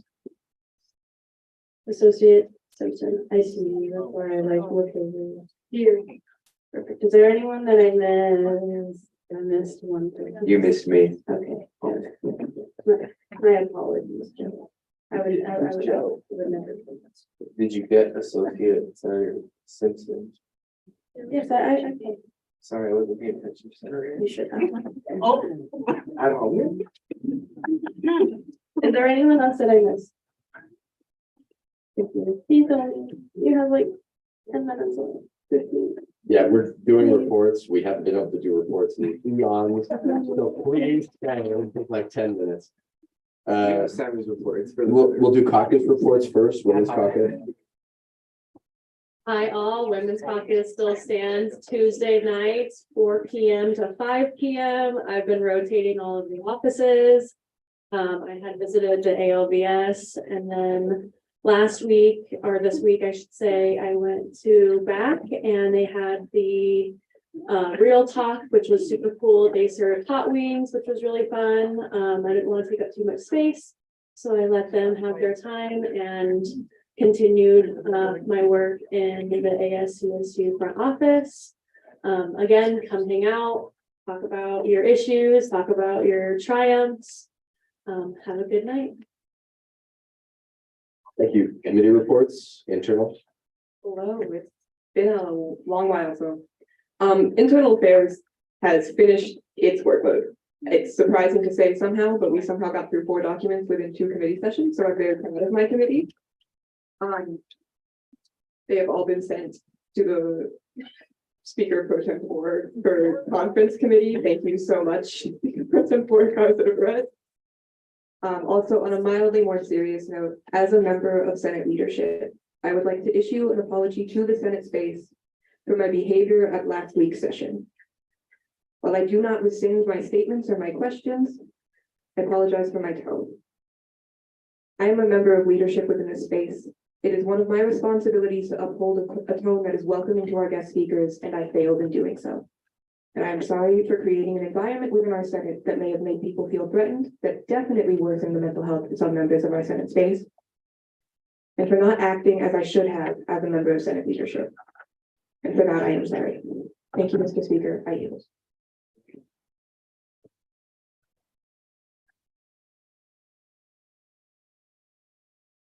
I don't know how to snap fast. That's why. Thank you. Sammy's just gay. Oh.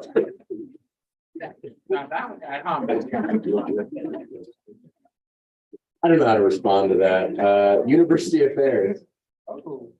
And I'm a lot of DEI affairs chair. Anyway, good evening, Senate. It's been so long since I've done a report. University Affairs Committee went over the constitutional amendments. However, the changes didn't save, which is really, really exciting. We went through like 12 therefore clauses, and I'm really pissed about it. So I'm reviewing notes from last session and trying to get us caught up, but there were just a lot of changes that we made regarding that. And it is still the plan to have it discharged by this Friday. So as a result, committee leadership has decided to call an emergency session that will take place right after our normal time from 3 to 4 p.m. on Friday in the conference room. Pursuant to our bylaws, a notice has been sent out to the front desk earlier today, and it was also notified in the committee Slack with an agenda attached to both. Primarily, the emergency session is meant to focus on the Lex and getting it through. I'd also like us to review other pieces of legislation on the docket as well. I know a lot of folks tonight had some questions regarding the lavender cabinet bill, and it will be seen in committee. So this would be a great time. If you had any questions, comments, or concerns regarding the bill, committees are the place to get those changes fixed. I would also like to ask that please be using gender inclusive language within this space. We do have folks inside and outside the space that use a variety of pronouns and gender identities. And I want all of those to be respected. I know for some folks, it can definitely be a joke, but there's a lot of pronoun uses that we can use, like y'all, you all, your team, etc. So I would encourage folks to be actively thinking about that throughout these next couple of months. And regardless, if you have any other questions, comments, or concerns about committee or just anything in the Senate space, we have a resource for y'all. So that's all I have. I'll see you all on Friday. And I don't have a Sunday report, so this is all that I got. This will bring joy to some members. That's all I have at you. Thank you. We did skip over budgetary. Sorry about that. Wow, Yeah. again? No. Well, I didn't see you. I was gonna ask if there was a vice chair, but go ahead. Yeah, no, it's okay. Hi, everyone. Sorry, I'm not present physically in the chambers. I'm actually in the office right now. I could have just come inside there, but I'm studying for a big STEM exam tomorrow, so prepping for that. That's at 8 a.m. Anyways, besides the point, my budgetary affairs committee is going to be tomorrow from 3:30 p.m. to 4:30 p.m. And that is every Thursday at the ASCSU conference room. So we'll be discussing a few pieces of legislation. So we'll be discussing Bill 5213, the additions to Bill 5122, which is Speaker Pro Tempore's Kimberly Carcelo bill. So we'll be discussing that tomorrow and going over that. And we'll also be working on some legislation that was sent to our committee tonight as well tomorrow. So be sure to come for that. Nothing new. So if any of y'all have any questions, let me know. I'm in the office outside the chambers, so I'm still here. So yeah, just let me know. Send me an email if need be, and I shall see y'all later tomorrow. That's it. I yield. Thank you. Senator Soni, was that a question or? It's a report. When are we doing? Of course, point of order, is this senator reports or is this just? No, this is committee chair reports. This is out of curiosity. Okay, do you have to wait? If you're doing a senator report, that's for after. Okay, sure. Okay. And then DEI Affairs Committee. Hello, it's kind of weird. It was me and Addie and Parker as caucus. Things change. Anyways, DEI got through, I think, at least 5 bills. We got through Parker's long, their clauses in about 15 minutes, which was record timing, which is nice. Also, if y'all have phones and have Instagram, follow the ASCSU DEI Affairs Instagram because it's cool, you know. On Friday, we're gonna have the election of our accessibility officer. Currently that seat is interim by Rory, Senator Lowe. We passed our DEI affairs with bylaws, which those start on Friday. As well as we'll be looking at voting rights and chairship resolution, as well as Senator Athey's and Senator Chair Trout's legs. And then what? That was supposed to be on the agenda tonight. Pardon? We never did put our legs back on. That was supposed to be on the agenda. That's next week. It's okay, we all forgot about it. It's fine. Fine, never mind, we're not gonna look at it. Then we also have the lavender cabinet bill as well as King's bill, the additions to 51. I don't know. 22. Yes. So yeah, come to DEI. It's fun. I think we're the better committee out of all the other 4. I may be biased, but attendance says otherwise. Thank you. Oh. Thank you. And Chair Trout and Senator Athey, I made a massive note of that and I circled it. Thank you. Of course. It's okay, we all forgot about it. It's okay. Legislative officer reports, Officer Bakari. Hi, all. I'm Faraz. If you don't know me, please reach out.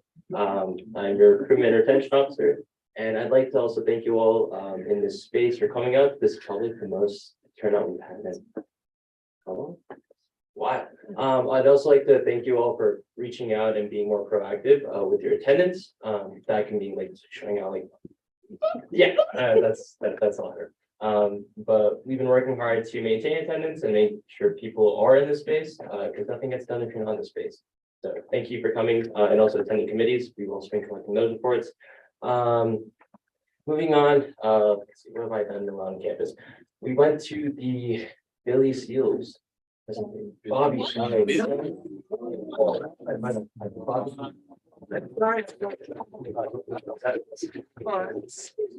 His name is Bobby Seal. I'm sorry.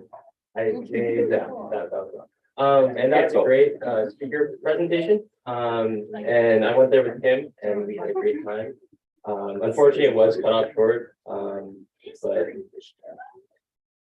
I apologize for saying his name wrong. And moving forward, I also like to apologize for my comments on the Slack. I do realize, though the intention was there to end the conversation, it did spur more, for lack of a better word, havoc in that space and cause unintentional harm to certain people in the Slack. The Slack is a tool we use in this space for communication and to meet other senators where they're at and disseminate information. So I will work better in my own way to maintain a decorum in that space as well. And I also encourage everyone to do that as well. And yeah, that's my report. Hi y'all, my name is Kimberly Carrasolo Perez, these are she, her, ASCSU use of pronouns, and I'm your speaker pro tempore. To start off, I saw Bobby Sue on Monday. He actually signed my book. I have read this book, and he wrote in it to Kim Black and Brown Coalition. I have read this book. It was really inspirational to hear like a walking representation of what the civil rights movement was. So for next keynote speaker for whatever SEPS office, I would highly encourage you to go see those figures of history that have made a great impact and a great change. Secondly, y'all have been getting hit with attendance by me if you did not show up, whether that be you didn't show up here, or you weren't in committee, and I put it in the bottom of every email that I've sent. If y'all have ever received an attendance email from me, that attendance is the only way for y'all to accurately represent your constituents. So attendance is extremely important. For associates, just as a reminder, you can miss up to 3 sessions. Upon that 4th session, you will be issued a strike. But I would highly encourage you to come to every session. And for senators, it is mandatory for y'all to be here every session. The third point I have is committee makeup. There are circumstances in which y'all would not be able to go to committee. And I am completely aware of that. So I have a committee makeup channel. I've been sending things in these channels. No one has responded to me in these channels. So I will start issuing those strikes on Friday because I have made an active effort to communicate to y'all other ways in which you can contribute to this organization and have not heard anything back. Yeah.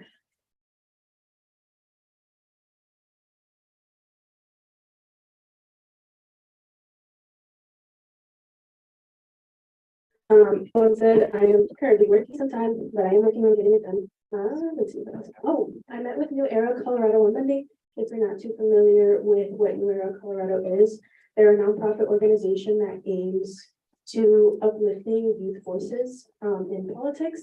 They are actually coming in next Wednesday to give a presentation, and they're asking for y'all's testimony in the Colorado General Assembly. Right now, they have 2 packages, one about reproductive rights and another about housing, and they're looking for students to give testimony at the Colorado legislature on why bills related to housing, why bills related to reproductive rights are important, especially to young people. A lot of the time, young people don't get heard in those spaces, and it's run by a lot older men who are in those spaces. So y'all need to take over those spaces. And if you would like to get connected, our rep for this region, their name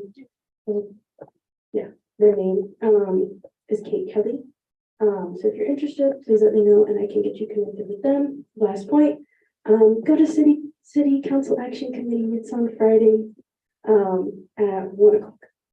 That's all I have. Thank you. Well, Officer Bakari has something. One last thing, we updated the website. It's great. So if you all could check the roster and just look around, if you have any suggestions, we're working on making the website more accessible, much better. And make sure like your name, your pronouns and your college or whatever you present is correctly labeled on there. that'd be great, and just shoot us a Slack message. So thank you. Thanks. Ditto to what Officer Mikari said at the beginning of his report. Other than the Billy Seal thing, I don't know who that is. But I don't encourage illegal activity, but if anyone has a pirated recording of that talk, please. They streamed it? Where? Okay. If Streamed it on YouTube. Okay, if all of you just bombard my Slack. So I have the link available. I do want to thank Parker Doyle for being interim chair.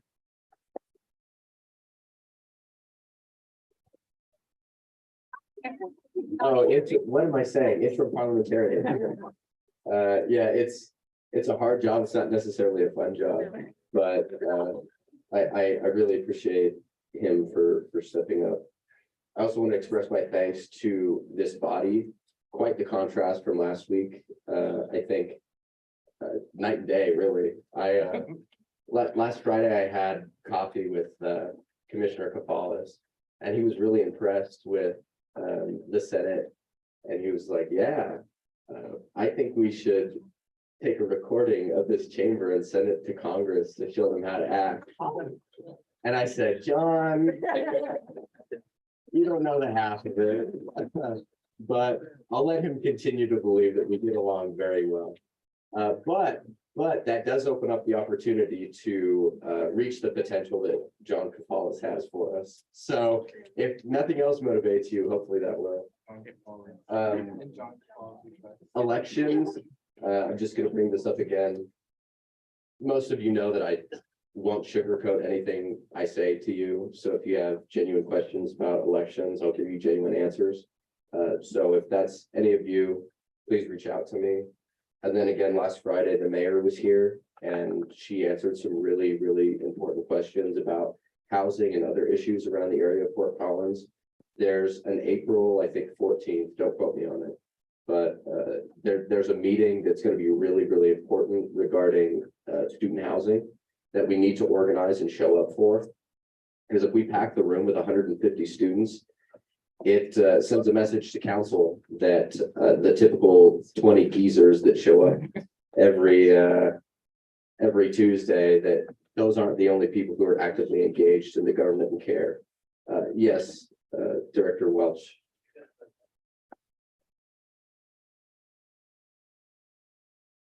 And it's not April 14th, it's April 4th on a Tuesday. This I don't want you to all think, oh, it's 14th after I know, but April 4th on Tuesday, if you all spoke, that would be great, thank you. Thank you. What time? It's at 6 o'clock. That's when it starts. Yeah. 6 o'clock, and it's City Hall. So that's where they're held. That's all I have. Again, thank you everybody for being here and being dedicated people for the student body. We'll now move into Senator and Associate Senator reports. Wow. Okay. Senator Pareso. Senator McCall. Melchior. Do any of you know who was first out of your area? There. Cody, Hill, Johnson. Okay.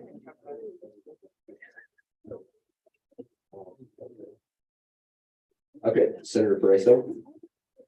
Okay, hello everyone.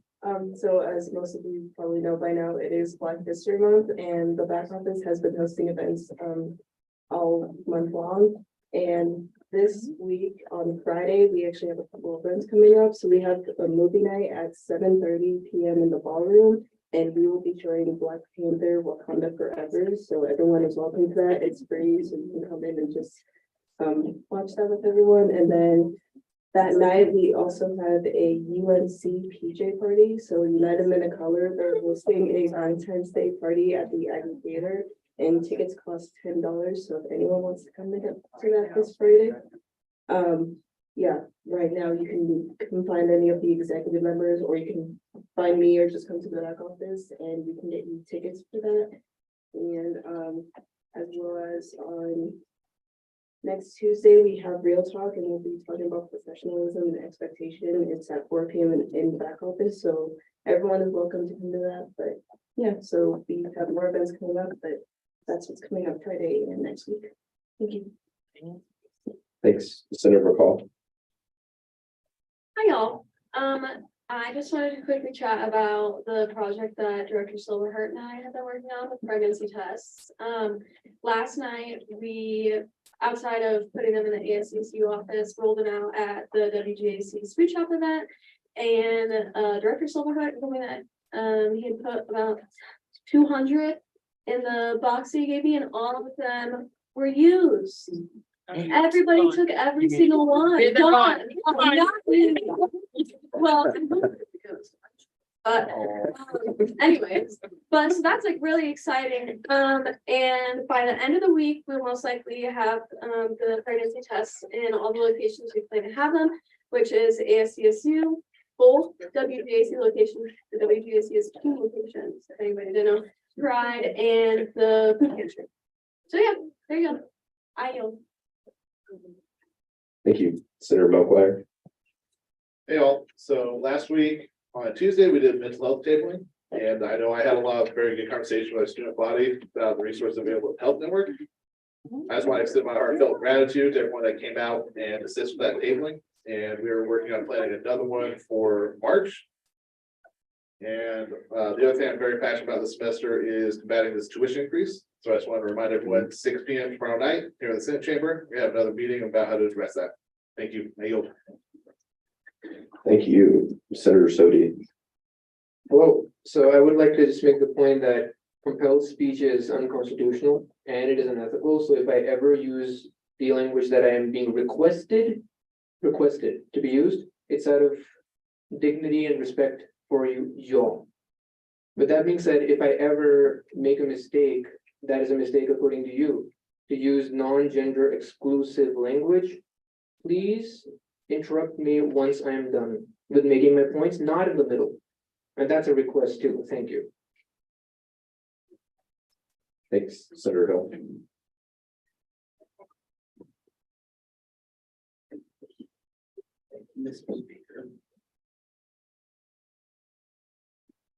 Mr. Speaker, I want to say that, yep, I have a new senator representing the college I represent, and we are getting to work real quickly already about making sure that people's health, students' health around campus is being taken a big priority, including physical health. And I think our first approach to this health is with not use of Narcan. We want to make sure that, I know it was brought up earlier in a bill today, and I want to make sure that all students have equal access to that. And my senator and I are writing a bill to get this on the ball going. And I'm very, very excited to begin this process.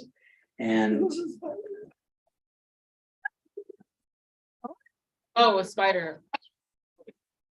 Who's a spider? What kind?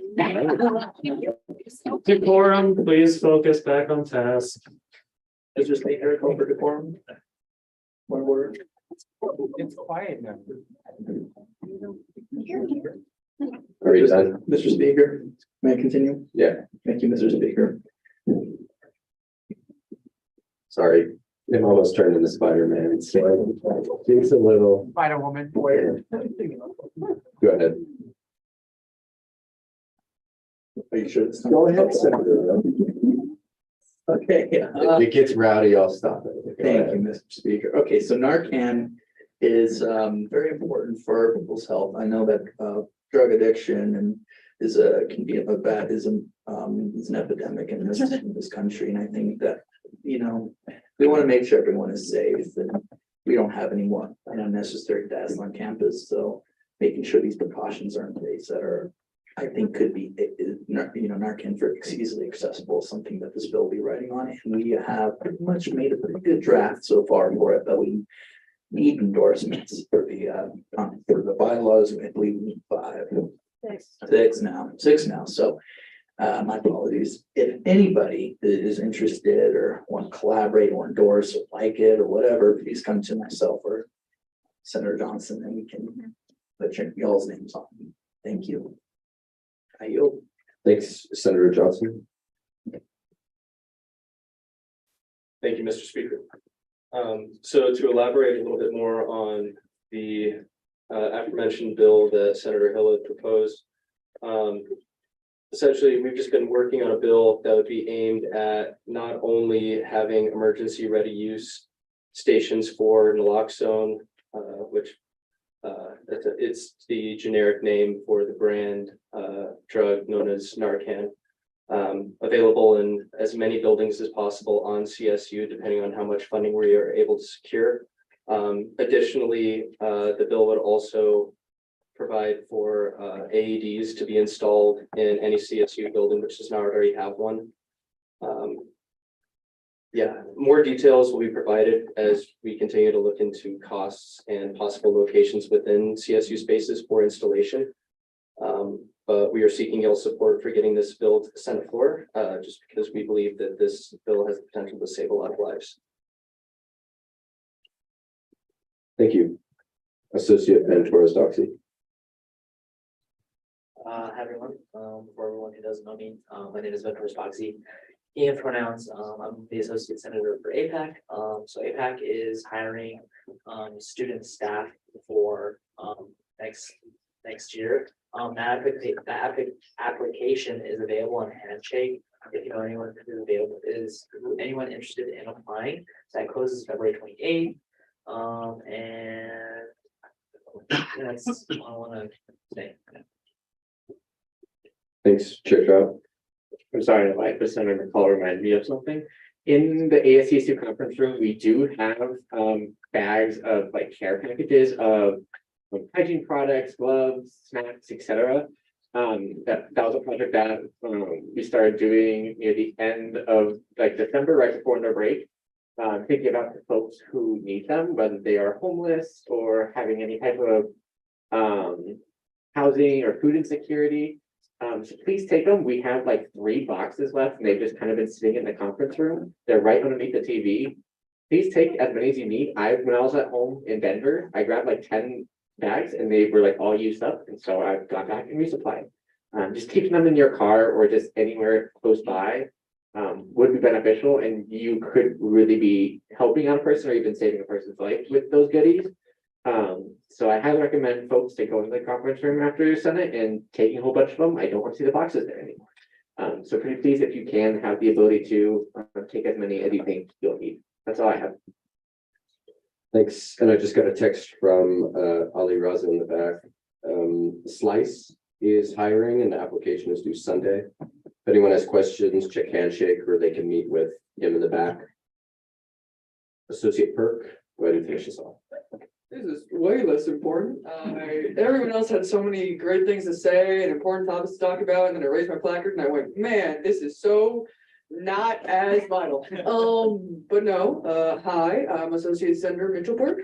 I work with Pride. Yesterday, I tabled for 2 hours at the Rams on the Rink thing.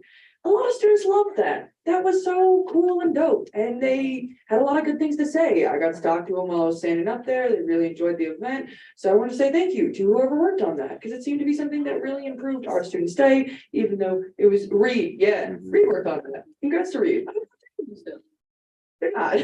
But I'll let him know. yeah, it was such a cool event and they really enjoyed that, even though it was windy and so cold.